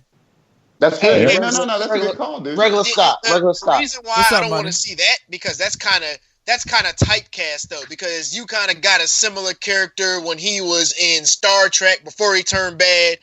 You said you kind of got that in Pacific Rim and stuff. So I don't want to start typecasting the guy as this. Oh, he's the leader and he's big, powerful guy. Like, he's good enough though. He's good enough. I mean, he definitely is. He can stand it. And his star power is crazy too. Like I don't think they're gonna mess with Green Lantern for a little bit. I don't know though. We'll see.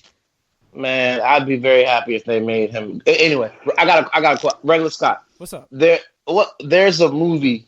They put kind of like an evil spin on Superman as a kid. Brightburn. That Brightburn shit is gonna be sick. What do you guys think about that shit? I think it's gonna be if it's done right and the way it looks on the trailers, it looks like it's done right. I think it's gonna be awesome. Yeah, I hope it's rated R. It has to be. If it's not, it's gonna be terrible. Yeah, it's rated I'm excited about it. Because that's what should be happening. I'm excited. That's crazy. I mean, you know about that too because it's James Gunn. All right, he got ousted from Marvel. Now he's doing a Superman like thing, and then they even that trailer. The trailer, they did it the same way that Man of Steel trailer was. It was hilarious. I was cracking up when I was watching. Hey, so let me I'm ask. not excited about it. You're not? So everybody's going to see it? Yes. I'm not excited about it because it's fucking Superman again. But it's Superman gone bad as a child. But you're gonna root to kill a child. I get it, but again, it's another Superman storyline. But it's a twist. But we've never seen anything like this before, though, Jay. They're all a twist. They're all a twist on the same fucking storyline. It's just like y'all seen that movie. You're right. Have you seen that movie? Have you seen that movie, The Guest? You ever seen that movie? That's like a crazy Captain America. Like, what if Captain America was freaking nuts? That's what that movie was, because it was the same super soldier, had a fake Nick Fury, had some different super soldiers come after him. Army trained, all that crap. It's fun to imagine. Guess what I'm watching tonight then? Yeah, watch that. It's crazy. Hey, so let me ask you this. Since we're on the trailers, the Dark Phoenix trailer came out, and there's a scene. There's a scene in that trailer at the end where they're all captured, and the letters on the SWAT team's uniform says MCU. Do y'all think that's a coincidence? Since they just got, since they're about to join the MCU? I don't know what they're doing with that because they're saying that X-Men, this X-Men movie is going to be the last movie. But that's what I mean, though. Do you think that was thrown in there like as a little Easter egg, like, haha, we captured them, we got them? Mutant control unit. Yeah, I know what it means, but like, I know. I don't know. Maybe, but if they're gonna do X-Men in the MCU. Please just wipe the slate clean and don't do anything from what we have already. Just do something. Pick different people. I'll take a Hugh Jackman cameo any day of the week. Nah, I don't even want to see any movie. I'll take a Hugh Jackman cameo. I'm tired of Hollywood Wolverine. Can we get a comic book Wolverine, please? Because Hugh Jackman was Hollywood Wolverine. What do you mean? The mere fact that he was 2 foot taller than Wolverine should have been? So ridiculous. I mean, Hugh Jackman is Wolverine.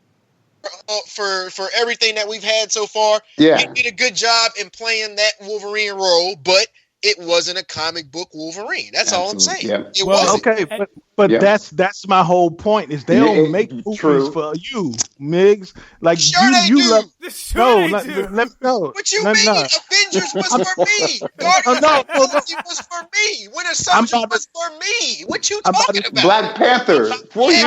Was for me. When you stop screaming, I'm gonna tell you why. So what I'm saying is, again, they don't make movies for purists. Now you might like them as like, just because like you like the genre. They don't make them for you because like you're a purist. Like purists are gonna find things wrong compared with the comics and with the anime. They're gonna DC animation is for the purists. Right. I don't agree with that at all. But I don't. Jay, it is a valid point. It's very valid point. The fact that you just made that argument proves that you agree with me. You might not want to, but no, I don't agree with you and what you're saying. I don't agree with you. My comment is not agreeing with you at all. You just did. Your comment by definition agreed with me. You just don't want to admit. No, it didn't, because you're saying that they're not making stuff for the pure comic book fans, and they've absolutely made movies for the pure comic book fans where most of the shit was right. Did you not see Spider-Man Into the Spider-Verse? That movie was freaking ridiculous. It was animated too, by the way. Yes, but it was animated. That's what I'm saying. Okay, but separate to what I'm saying. You're proving my point. Keep talking. I just named some Avengers. Okay, the first Avengers. Yeah. There's not going to be too many pure comic book fans that are going to say we didn't like that movie, and they're not going to find too much things wrong with that stuff. But we already said Marvel's found a way to make movies for like that doesn't piss off the purists. Exactly. Yeah, they make movies for everyone. So not pissing off the purists and not making them for the purists is a different thing. Okay, all right. Well, maybe I left the word out. Maybe they don't make movies just for you. I'll put it that way. Well, I mean, nobody makes movies just for me. What kind of shit? And when I say when I say you, I mean people like you who are definitely purists who can't separate the two. Well, like I said, I don't agree with that. I don't agree with you. And nothing I said agrees with you. It actually does, because the fact it doesn't. You're saying the same thing he's saying. You're saying the same thing I'm saying. I'm saying the same thing. You're saying the same thing, and the fact that how are we saying the same thing? If you stop screaming, I can fucking tell you. I ain't screaming. How are we saying the same thing? I don't understand how we saying the same thing. Okay. So you do understand, and when you ask me the same question 8 different ways while I'm trying to answer it, it don't really like. So what I'm trying to tell you is. So what I'm saying is the fact that you can go throughout all the MCU movies and point out one that supports what you're saying proves what I'm saying. Is the fact that you can just point out one out of all of them means that it's so specific that one movie stood out to you that they got everything according to how you like it with the connection to the comics, means that everything else didn't, right? And so what I'm saying is they don't make movies just for the purists. They make movies for everybody. So when there are those moments that it doesn't connect with the comics, you're going to notice it. 98% of people ain't even going to notice it, but they going to enjoy the fucking movie. Okay, but you ain't say all that the first time. So now that he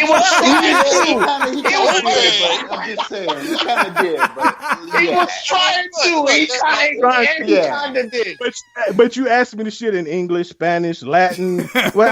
You asked me you was like an attorney on that shit. You asked me the question like 8 different ways. When you asked number 6, that's when Jay really explained it when you said it the 6th time. So yeah, I got it. For instance, the pure, because Migs, I'm a purist too.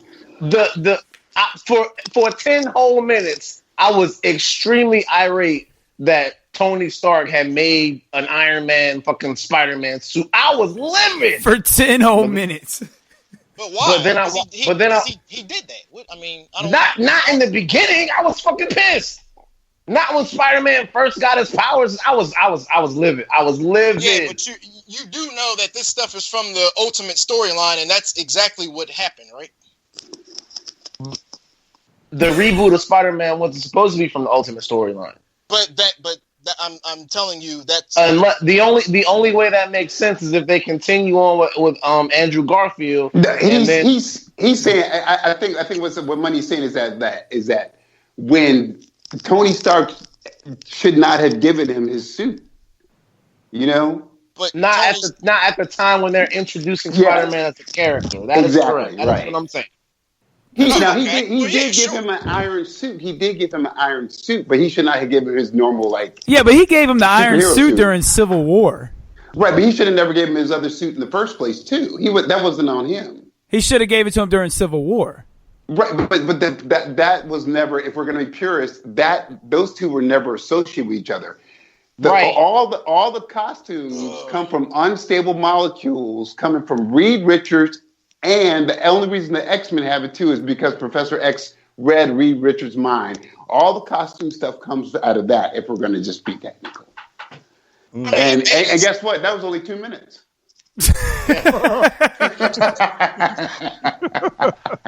So what? I just said that to reiterate Jay's point, because that's the point I was trying to make. Marvel's found a way to expand their fan base. Keep bringing in kids and people of all ages, and still manage to not piss off the purists. Right. I mean, you could say that, but. And do you know why? Because I can say that as a fact. Because Disney knows how to do that shit. Well, this has been happening way before Disney got involved. Yeah. You know, but and to everybody's point, they have made it so that everyone's included in that shit. The purists love it. The people who, what the fuck is Iron Man? Who the hell is Tony Stark? You know. Hey, Veez, what do you think about all this? He's taking another shower. I mean, I'm just enjoying the show. The purists, the not purists. He don't know. Enjoying it, man. So, what is your opinion, though? What do you think?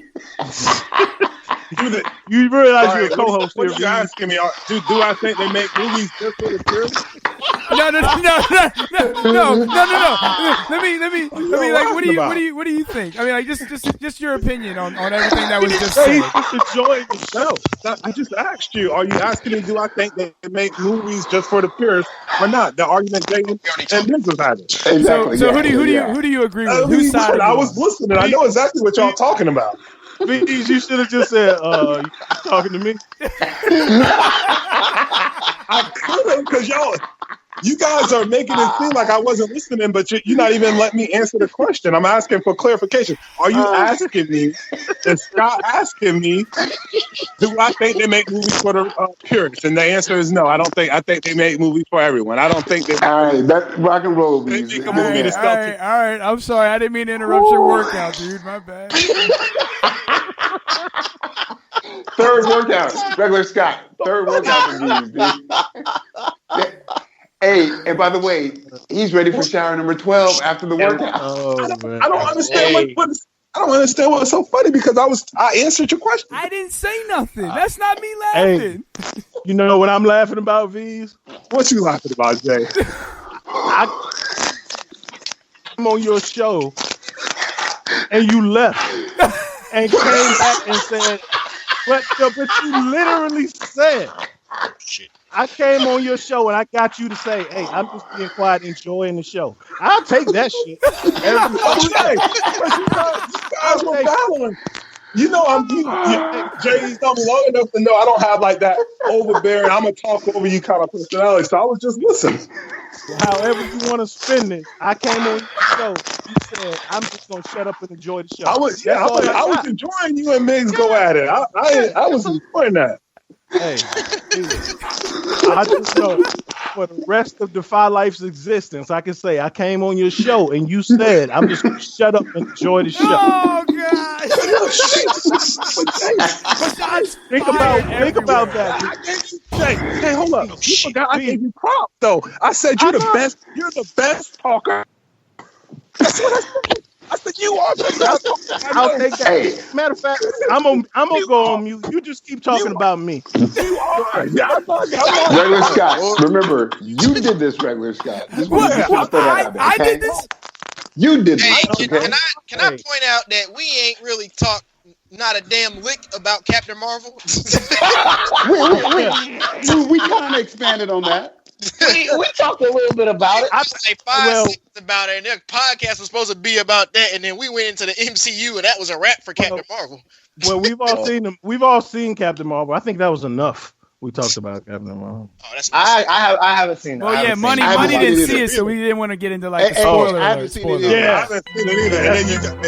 And the way you guys are talking, I'm not going to see it until it comes out on DirecTV or something. I'm going to see it.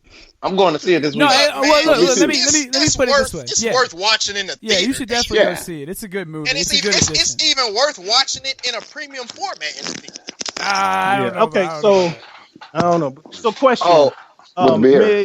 Migs, V, Scott, and Oz, because I know y'all are more in tune with this than me and Money. But I noticed like all of y'all talked about, and I saw y'all posting about it.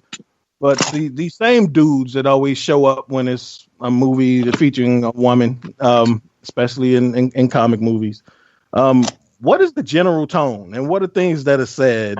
Like when you talk about Captain Marvel, you talk about the Ghostbusters movie. What are the things that are being said in these comment sections? Stupid stuff, because half the time it's dudes that didn't like. Okay, so for this, and I seen it for Captain Marvel. I seen it for Ghostbusters. They tried it with Wonder Woman. It didn't really work with that. But with Ghostbusters in this movie in particular, because I go to screenings usually, so I know when stuff gets screened. So these comments was months beforehand. Oh, this movie's gonna suck. It's gonna be stupid. I know it's gonna how did you know it's gonna be dumb? How you know that?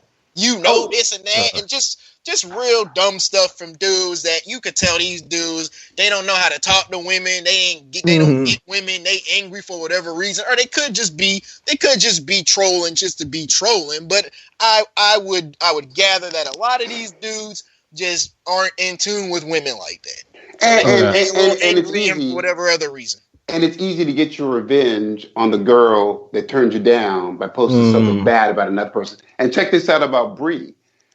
All this beef and static about Brie came out before the movie, all because she said, "Hey, I noticed when I'm doing interviews about Captain Marvel, there's nothing but dudes asking me questions and crazy questions.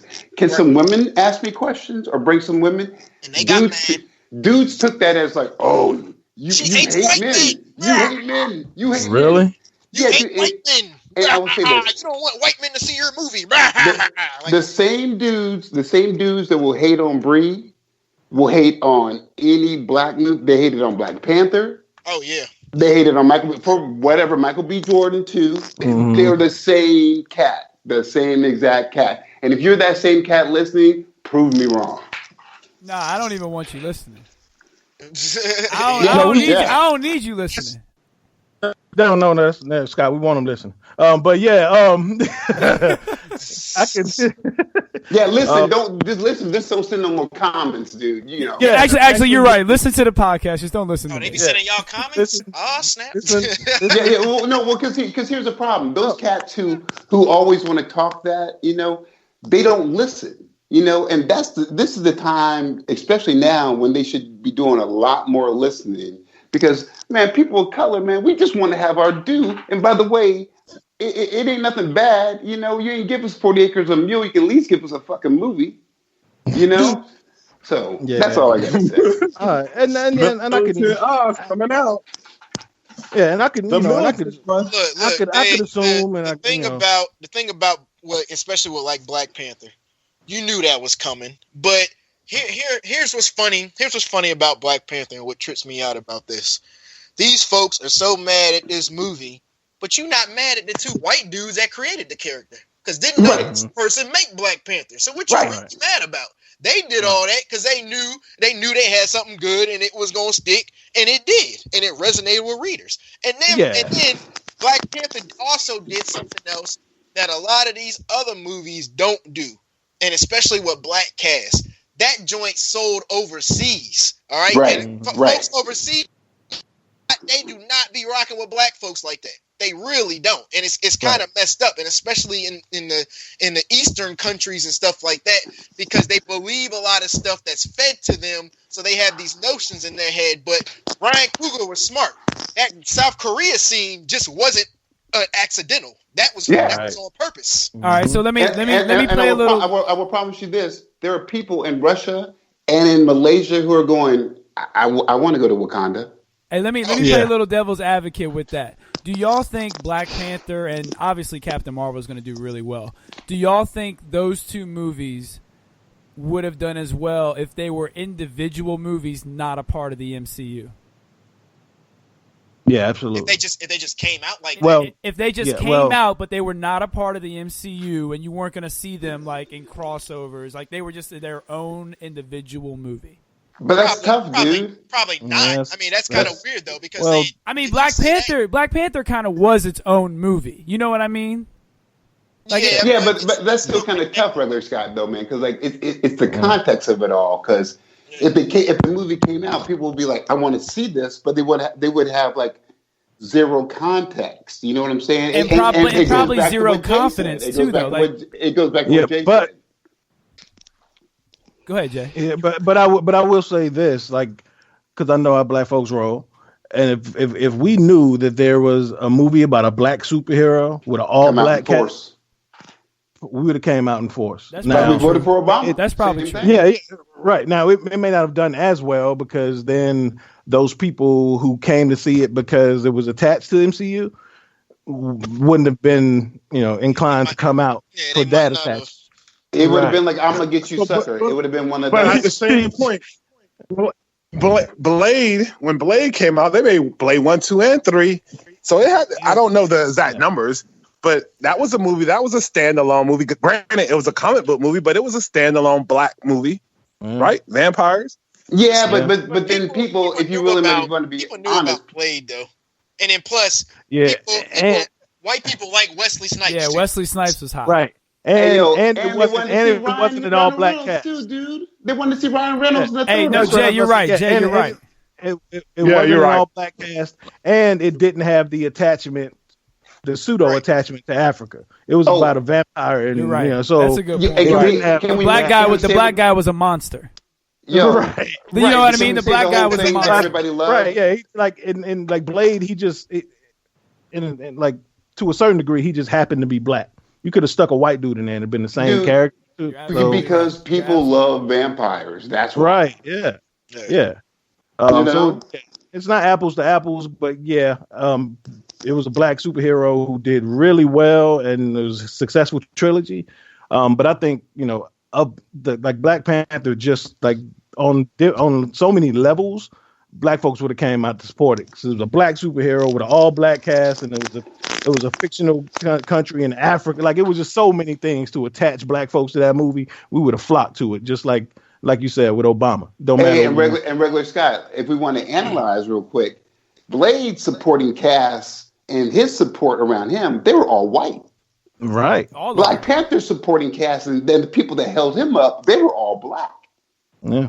And shout out to Martin Short though. He did his thing in the movie though. Yeah. Well, you had to have a token white guy. You had to have one. Yeah. At least he was good. But it would have been nice to see him die in the end. Just a little flip. It would have been nice to see him die in the end. Just a little flip on this. Really, dude? Why you calling for that man head? He didn't do nothing wrong. Otherwise, that reverse of racism, white people would have been out in force. Oh yeah. You're absolutely right, dude. Yeah, but I think, that was also on purpose though, because we're so used to seeing the white savior in so many black movies, that I think that's another reason why a lot of white people had such a problem with that movie, is because there wasn't an opportunity for this white dude to come in and save all the black folks. He got saved. And I don't necessarily think that white people had a problem with the movie. Well, and that's what I was about to say. I don't think it may have been conscious. It may not have been conscious to them that they had a problem with it. But when all they know, especially in cinematic history, is in black movies, the majority black movies, there's always a white dude or white woman who comes and saves the main character, or the voice of reason. Or the voice of reason. You know what I'm saying? Or it's flipped on its head, and there's always this magical Negro who comes and saves all the white folks from their racism. Bagger Vance. A Bagger Vance. Oh, that's a great example. Green Mile. Green Mile. Yes. Keep it going. Keep it going. Green Book. Green Book. Oh, God. Give me another one. Green Book. Come on, somebody give me another one. What do you want to see? You driving Miss Daisy? What you got, son? Miss Daisy, exactly. Come on, man. Examples like there's always this magical Negro who saves the white folks from either their racism, their alcoholism, their like poverty. Like it's always a magical Negro when they. That magical Negro touched me in prison and let me have a longer life. I appreciate that magical Negro. That magical Negro literally magically sucked the cancer out of my wife. Right. Like that's a magical Negro. Yes. That's a magical Negro. That's one magical Negro.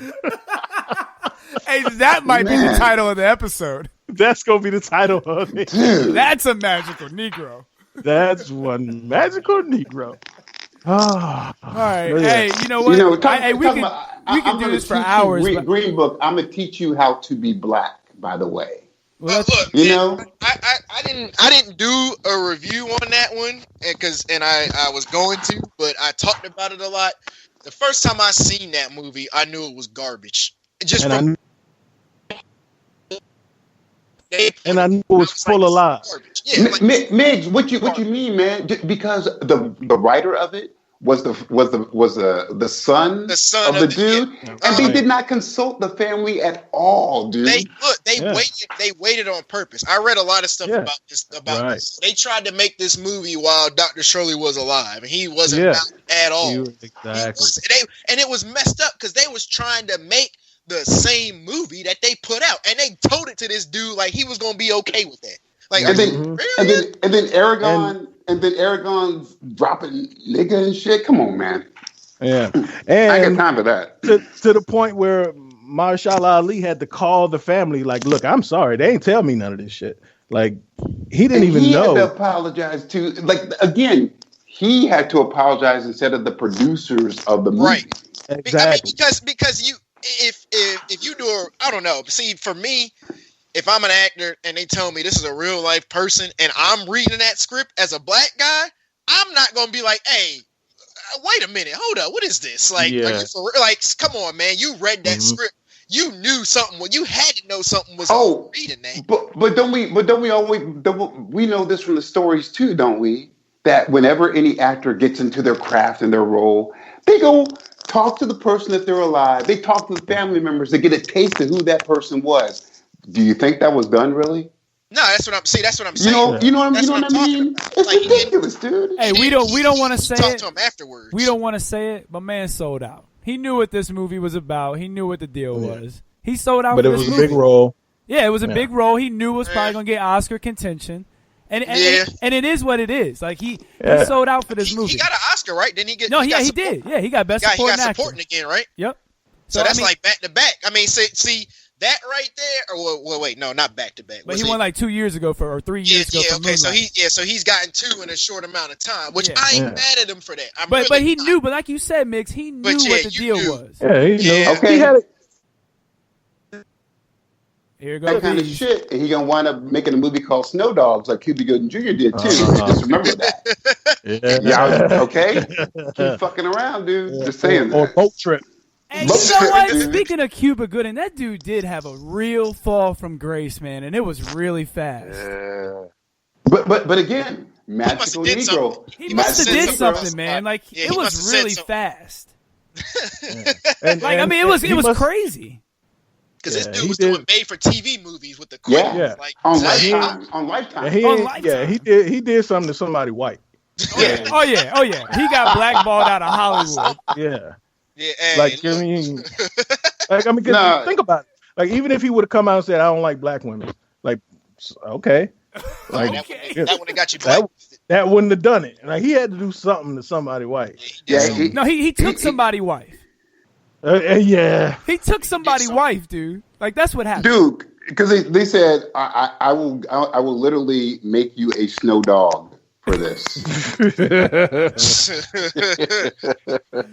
and again, if we can bring it full circle, this cat did that fucking In the Name of the Father, whatever that thing was with Robert Downey with Robert De Niro, where again a white dude had to teach him shit. Again,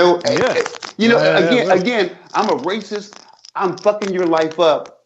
I almost killed you, but thank you for showing me humanity. What the fuck? Right. Yeah. Well, those are those feel-good movies that Hollywood loves. And guess what? Yeah, they don't make us feel good at all. All right. That's friendship. Just like they say with a true story of friendship. Oh, really? Yeah. Okay. Ask Dr. Shirley how many of his drivers was his friends, and he'll tell you 0 if he was alive. Right. Exactly. Even his black drivers. Even that, he didn't play them drivers. Y'all are drivers. You gonna address me as sir. You gonna open my door. You gonna do this. Ain't gonna be no fun. We ain't pulling over having chit chat about your wife eating fried chicken. Nah. All right. No, because when you're driving me 10 hours, you're not my friend. You're my employee. You're my employee. Right. But like, can you imagine in like Suicide Squad, like Deadpool, like finally capturing the Joker, and he just sits down with him and has a conversation, and the Joker like comes to a realization he's been living his life completely wrong, Deadshot. You would have a riot. You would have a riot in the theater. You would have a riot. Deadshot would be the magical Negro to straight the Joker out. Like, you would have a riot. Like that's the level of insanity that these movies have. Like, and they claim that they're based on true stories. Oh, hey, Regular Scott, I got one more for you too. Fucking Forrest Gump. Bubba was my best friend. Nah, but see, Forrest was too much of a dunce to be racist or anything. Yeah, right. Like, sorry for Forrest. Hey, you're right, Migs. He didn't know better. That's what they were saying. Right. He didn't know no better. Right, but that's even more twisted because Forrest ended up being the magical Negro. Oh, God dang it! The white dude ended up being the magical Negro. The white dude ended up being the magical Negro. Yeah. The tables have turned. The tables have turned. Because Lieutenant Dan was an asshole until the magical white Negro showed up. And he changed his life. Lieutenant Dan, he ain't got no legs. He got new legs. Oh, hey, so if we can bring it back to the MCU for one. Speaking of yes. Deadpool, I forgot about this movie. Deadpool 2. Oh yeah. I gotta find a place for Deadpool 2, man. Yeah. That shit was good as fuck. That's another classic. Yes, it was. I like Deadpool 1 better. Okay, hey, so Deadpool 1 was good as fuck too, yeah. If we could bring Iron Man back. Deadpool 2 was funnier, but I don't know about that story. I thought that story was kind of You didn't like Cable with the teddy bear? I liked Brolin as Cable, but I didn't like his dialogue because his dialogue wasn't Cable. His dialogue was more Deadpool, calling people dickheads and what, dude? Come on, man, that ain't no damn Cable. He was a sarcastic Thanos. So Migs, it was weird. Migs, you Scott and Oz and Veez again. Y'all are more purists than me. What do y'all think? Like Brolin, what do y'all think about actors playing multiple characters in the universe? I know. If you do good, I mean, because those movies. I don't think I'm more of a purist than you. I think I'm more like you, Jay. I'm not really a purist like that. But you guys don't even think about. I don't have a problem with that. But it's kind of weird though. But I like how Deadpool made fun of it. But to the Brolin thing, like he's purple. He's Thanos, but he's almost in like a costume in Avengers. In Deadpool 2, you can see him, but it's not as prominent when you look at him in Avengers Infinity War and then Deadpool 2. You know what I mean? And also, you guys don't even think about Michael B. Jordan as a Human Torch. You only think of him as Killmonger. That's because we don't want to. Nobody thinking of that movie. To think about Fantastic. Hey, you guys gotta forgive Oz. He watches some really bad TV shows. And guess what? You guys don't even think about Chris Evans as a Human Torch either. As Human Torch, I do. I didn't mind those movies. You can transcend. Nah, that ain't true because I rock with Rise of the Silver Surfer. That's my joint. I don't care what nobody say. I like that. Hey, tell him about that TV show you was watching with George Clooney on the pink motorcycles. Oh God, yeah. Dude. What? Man. What? Hey, yo, George Clooney in the 90s. What? Don't even tell me. No, George Clooney in the 90s had an hour-long drama. It was an hour-long cop drama. And Oz watched all of them. Hey, because there was only 2 episodes because it got canceled after 2. These 5 undercover cops. So it was real bad. Oh, listen, 5 undercover cops have custom Harleys, and they go around patrolling L.A. fighting crime in custom Harleys. In pink Harleys? And George Clooney had a pink Harley, dude. He had a custom pink Harley, and he was the leader of the group. What he sell? Mary Kay on the side? Dude, man. That cat. Oh man. Like he all over the place. Like I'm an undercover cop. And then that cat played an intern. He was a nursing intern in this crazy 30-minute sitcom, and now he's Mr. Surgeon. So people transcend. He's also the worst Batman we've ever had. Val Kilmer. We was watching that last night, yo. Oh my gosh, it's hilarious. He's the worst Batman, right? I'd have to say him and Val Kilmer. But he's worse than Val, man. He is worse than Val. I mean, blonde hair Bruce Wayne. You know what I appreciate. Who was worse than Val? I say George Clooney in Batman and Robin was worse than Val Kilmer in Batman Forever. I appreciated the slapstick of Batman and Robin, I mean, was he worse than Val Kilmer? To me, he was. Val Kilmer had blonde hair. Can we bring that back, please? Bruce Wayne had blonde hair. Was a surfer. It was just a streak. It was just a streak, man. It was just a streak. Brunette with streaks. Dude, even worse. Bruce Wayne was a hairstylist. Yeah. He was the New Kids on the Block version of Batman. Pretty much exactly what he was. But Val Kilmer got outshined in that movie by Jim Carrey, so that's why I say George Clooney didn't really get outshined because he was just as silly. That's because nobody shined. Yeah, well, the bat suit with the nipples shine. The nipples shine. Because that was crazy, and what was crazy, they did it twice, and they did it in 2 movies. Hey, look, no, Batman got to show his nipples, then Robin got to show his nipples. They even had Batgirl show her nipples. Regular Scott, it was a nipple fest except for Batgirl. Yeah, look, I'm sure she showed hers. She didn't have on the rooftop with Bruce Wayne. That's where she showed them. Oh God! Hey yo, I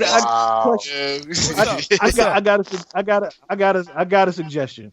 All right, so we can do a cross show segment and see who comes up with the best answers. Because we just finished talking about George Clooney in this obscure two series long, so 2 show long series. Travesty. So, let's do a segment, a cross-show segment, and we'll do it on our show too, of the most obscure scenes by superstar actors. Right, so we all saw Cuba Gooding in the opening scene of the in the barbershop scene in Coming to America. So obscure scenes of actors who went on to become superstars. Jay, Wesley Snipes beat it. Yeah. Right. Let's go. Trying to have people digging in the archives. Kevin Hart in 40-Year-Old Virgin. Oh wow! Yeah. Kevin Hart in Soul Plane. I tell you one, Kevin Hart. I got you. Everybody in Soul Plane. No, I got you. Samuel L. Jackson and Coming to America.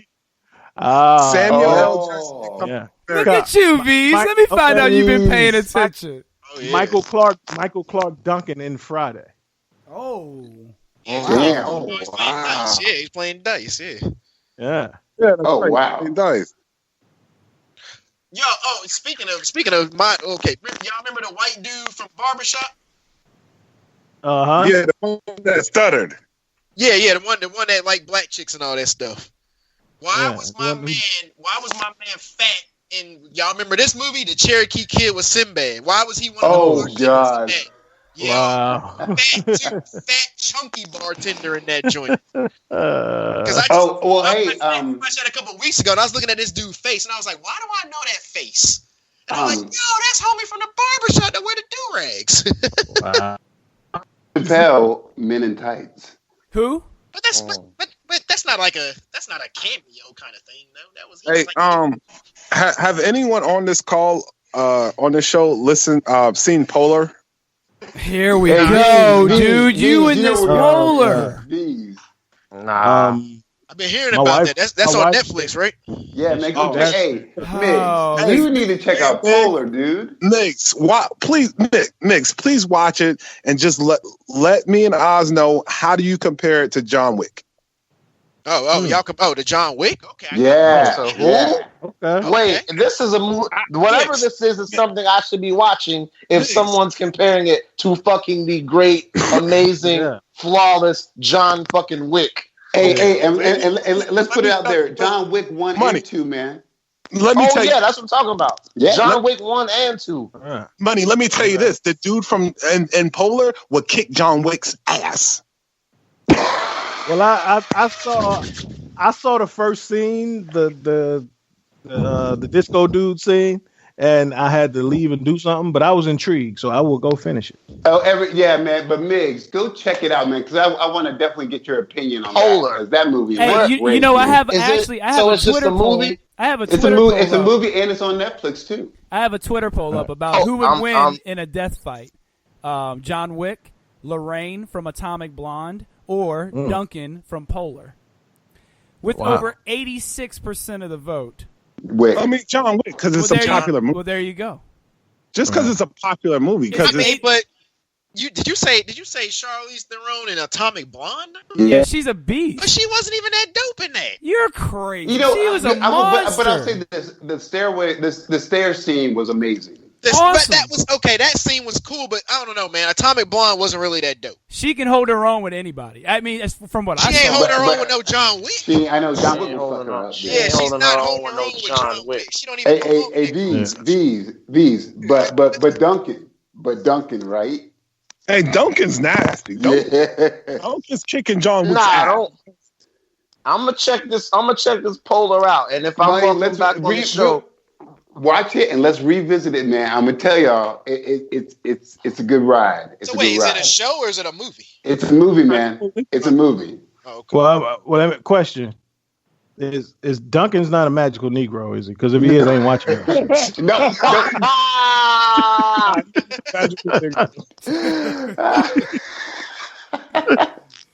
Hey, look, I haven't seen it, and I don't know when I'm gonna see it. So if you guys watch it, maybe they'll leave me alone about watching it. He's a hater, regular guy. Come on, man. Well, I'll watch it after I finish my season of Happen Leonard, and then I'll watch it. I'm gonna check it out. If I'm invited back on the show, we can definitely hash it out. No, you guys will Veez definitely come back on. Veez, hold on, if Veez. What you mean if Veez? All right, and I ain't tell you the whole text of Veez. No,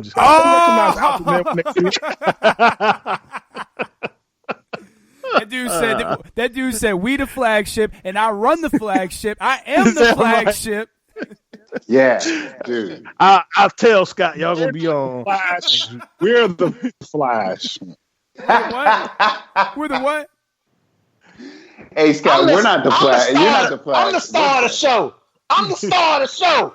Don't nobody come to see you, Scott. Hey, you're not. No. Hey, listen, money. You're not the star. We are the stars. True that. Hey Scott, you're not the instigator. We're the instigator. All right. Hey, look, we could do this for another 2 hours. I feel like so. Let's get into our final blows because I know people got to go to bed. I know this is like an hour and a half past when Veez usually stays on with us. I'm impressed. Like Veez been killing it tonight. I'm impressed too. Y'all done brought out a nice, great side of Veez. I hope it stays. All right. What you mean, man? Veez is all refreshed, dude. He took 2 showers. we talked about the evil Superman. I like the evil Veez. All right, hey Migs, give well, actually, before we do that, Money and Jay, are you all familiar with our final blow?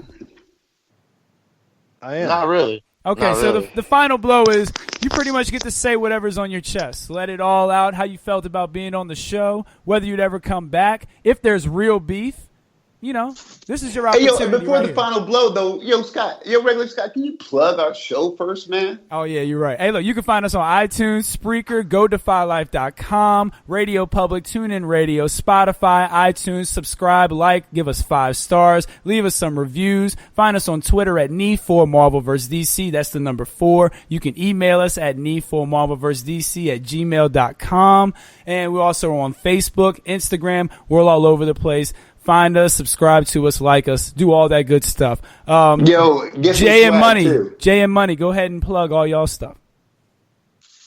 Yeah. So first of all, guys, thanks for having us on. But Yes, sir. the DefyLife Podcast, we are available anywhere your favorite podcasts are found. So all those same platforms Scott just named. We please go check out DefyLifeGear.com. We can get all our swag. The spring line is coming April 1st, so be ready for that. We also have Take a Knee merch. We also have Take a Knee for Marvel and DC merch on the site. So if you don't know where Scott lives, you can't show up at his front door, just go to the site and order. Shots fired, man. No, I'm saying like don't try and cover it up, man. Shots fired. What I'm saying is, if you want the Take a Knee merch, it's dope as hell. And if you don't have a way to get personally with Scott, just go to the site and get it. Scott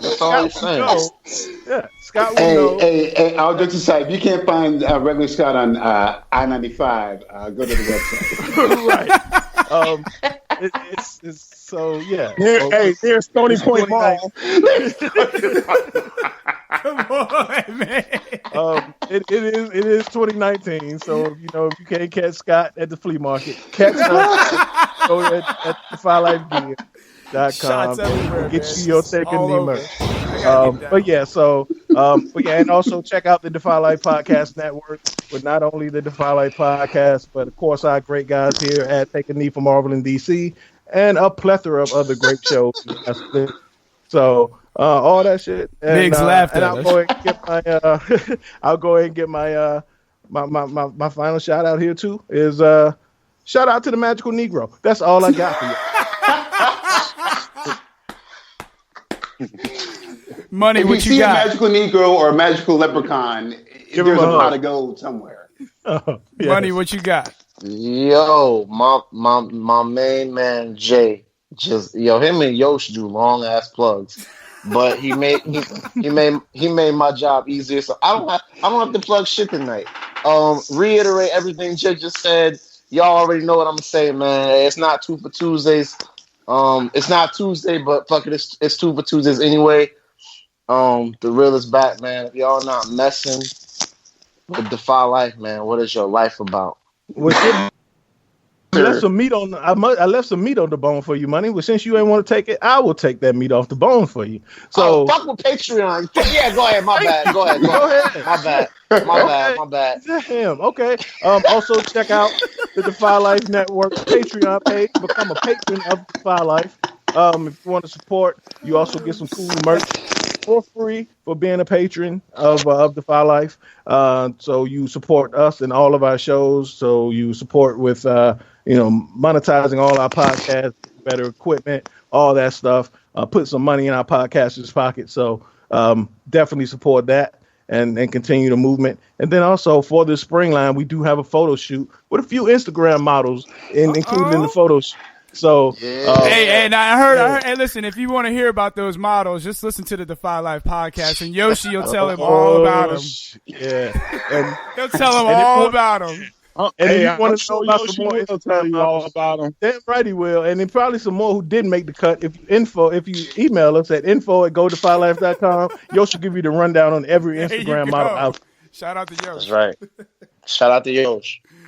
Migs. Yeah, actually, shout out to Yosh. Shout out to Pooh. Shout out to Jay. Shout out to Al, the host of the Defy Life Podcast. You know, we bring it to you guys every week, man. We always appreciate your support. We appreciate you listening, man. Our whole network is fire. Yeah. And last thing, and all jokes aside, guys, I don't get to say this often because I'm not on the same line with you guys often, but Scott, Veez, Oz, we appreciate everything you do. We are so proud of you guys for everything you do.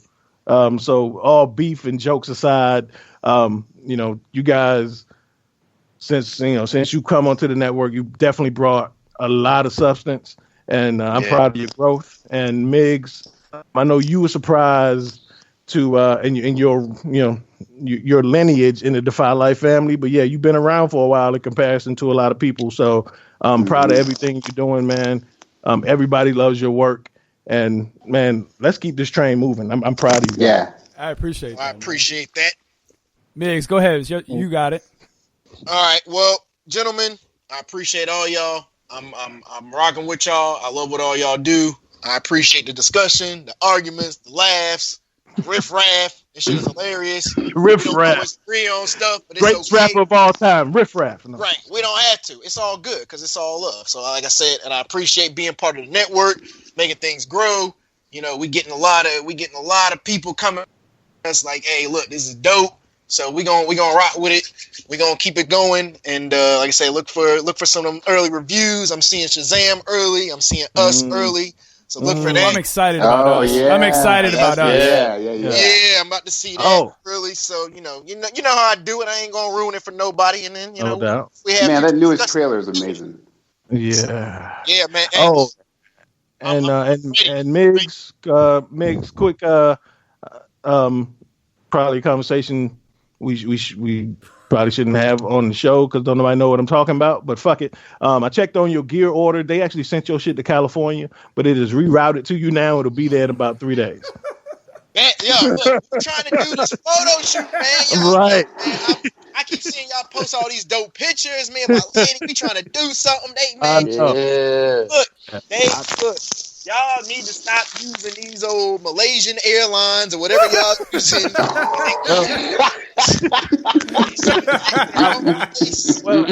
Well, now that you mention it,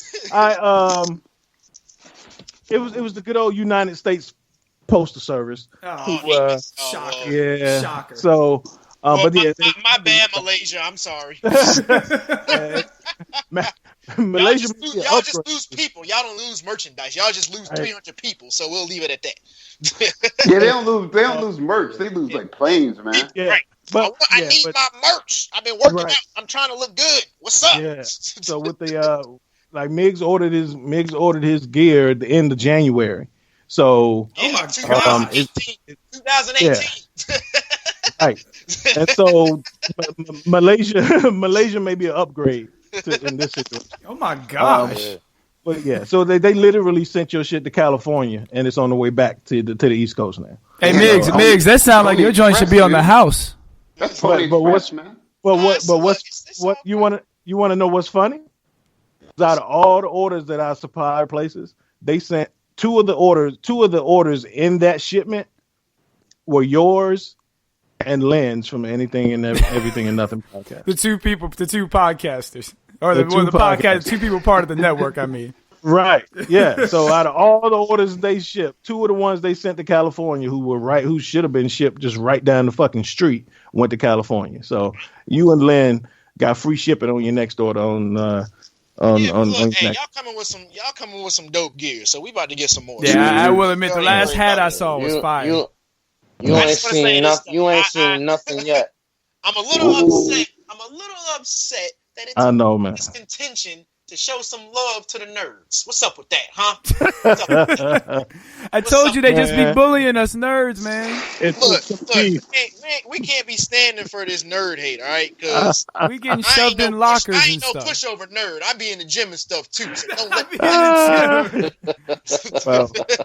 Well, in real life, I got love for the nerds. I talk to Scott more than I talk to Money and Yosh. So you're right. We do be chatting though. That's funny. So in real life, in my real life, when I'm not in front of a microphone, I love the nerds. I just got to play a role to play. Apparently, I'm a bully, so I can't sit in public. Hey, Veez. Money, is it a role though? Is it a role or is he a bully? Nah, that kid a bully. That kid a bully, man. Hey, I was gonna say, Money, you remember how many fights we almost got in the gym over here? That kid. We can't take Jay nowhere to play basketball. Oh, that's funny. But really though, like I've tried so hard to come out of that bully role. I've been a bully all my fucking life, right? And I tried so hard to come out of this bully role, but when Pooh laid on his fucking dues and Yosh calling me about shit that ain't got nothing to do with nothing, every now and then that bully role got to come back out because this DefyLife train ain't gonna stop. It's gonna stop fucking moving if it ain't a bully driving this motherfucker. So I gotta be a bully at times. So Veez, I apologize. Well, I don't really, but what? I know you don't apologize. You apologize. No, if the bully comes out at the wrong times, and I understand, you're an alpha guy apparently, and you know if the bully comes out and you feel like I'm threatening your alpha-ness, I apologize for that, sir. Hey, the regular guy. The bully said he's the alpha. There's so many fights coming when we were in college. Hey, I love the bully. They were like, "Oh, it's just y'all." Remember, Money? He was like, "Oh, it's just y'all two. Y'all talking shit to us." And Jay was like, "Nah, I'm with them too." They was like, "Oh." See, I'm such a fucking bully. I don't even remember that shit. I was just like, "Hey, Veez, go ahead and give your bully." Veez, go ahead and give your final blow. All right, my final blow is Hey, don't forget, you said you had a monster final. Remember, you told me you had a monster final blow for Jay and Money. That's right, regular. You remember that, Oz? He was saying that before they got on. He had a big final blow for them. True. Yeah, but that's what that's is now. I didn't got some lies. No. You taking a shower 2 times is water in the bridge, dude. Look, my final blow is all I asked for is some respect for the nerds. These guys came on. They humbled themselves. They came on the show. They laughed. They talked. They chopped it up. They talked about nerd stuff with us, and I appreciate that. So my final blow is over the last few weeks, me and Oz has been really pushing this movie Polar. Now, the first scene, you kind of got to let it go. The first scene is terrible. Hey, Veez, it's like Batman and Batgirl from Killing Joke. You got to let it go. Yeah, you got to let that first scene go. Once you get past that first scene, the movie is all uphill. It's John Wick-esque on a lower budget, and I think it's better. My final blow. You also think Bird Box is great. Oz, what you got for the final blow? Final blow. Hey, I want to say to all you gentlemen, thank you very much for being on the show. Each and every one of you, it's a pleasure. And it's always good when black men can get together and create, And what we're doing here is a very strong, positive thing. Polar. Veez, I won't say it's better than John Wick, but I will say it is on some John Wickish shit. Okay? And my final blow is... Here we go. You always go into something, and then you finally get around to the final blow. If you get a chance, watch Star Trek Discovery. It's good stuff. That's a good show. I will also say this. I actually watched that. Yes, Money. And I will also say, check out Migs' little Instagram, because that dude brought out some Darth Vader graphic novels, and I was like, I'm with it. That's all I got. Appreciate it, man. All right, and my final blow is Migs. I appreciate you being on. I know we didn't get to talk a lot about Captain Marvel, but you brought a great perspective to the conversation, and it was a lot. It's always a blast having you on. If you want to read more about Captain Marvel, definitely go check out his page on Go Defy Life. Check out his review. If you're on the edge or leaning towards seeing it, check it out. I think he'll lean you the right way. Jay and Money. Man, I appreciate y'all being on.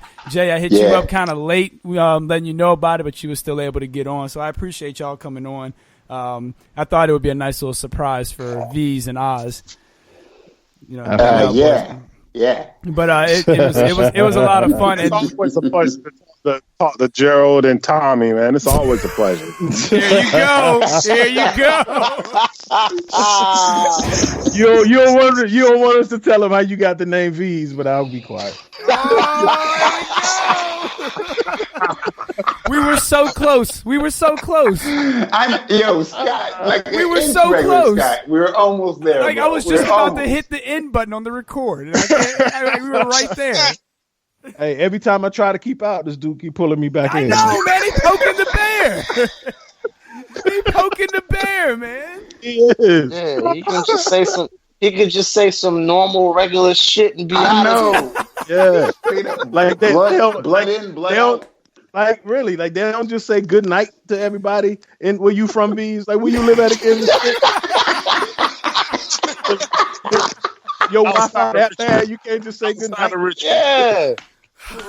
Oh my Your Wi-Fi horrible, man. In the suburbs of Richmond, they don't say good night. They don't say some ass shit. Yeah, I'm in rural Richmond. like Veez don't say good night to his wife. He just say, by the way, the chicken was nasty.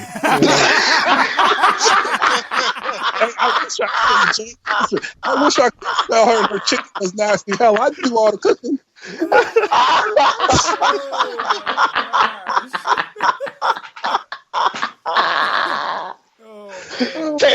Take your ass to sleep. On that note, Oz, tell everyone we'll talk to him next time. Good people, we'll see you next show. And as always, peace and chicken grease. And y'all have a good time because we're going to have a great time until we talk to y'all next time. Peace. Yes.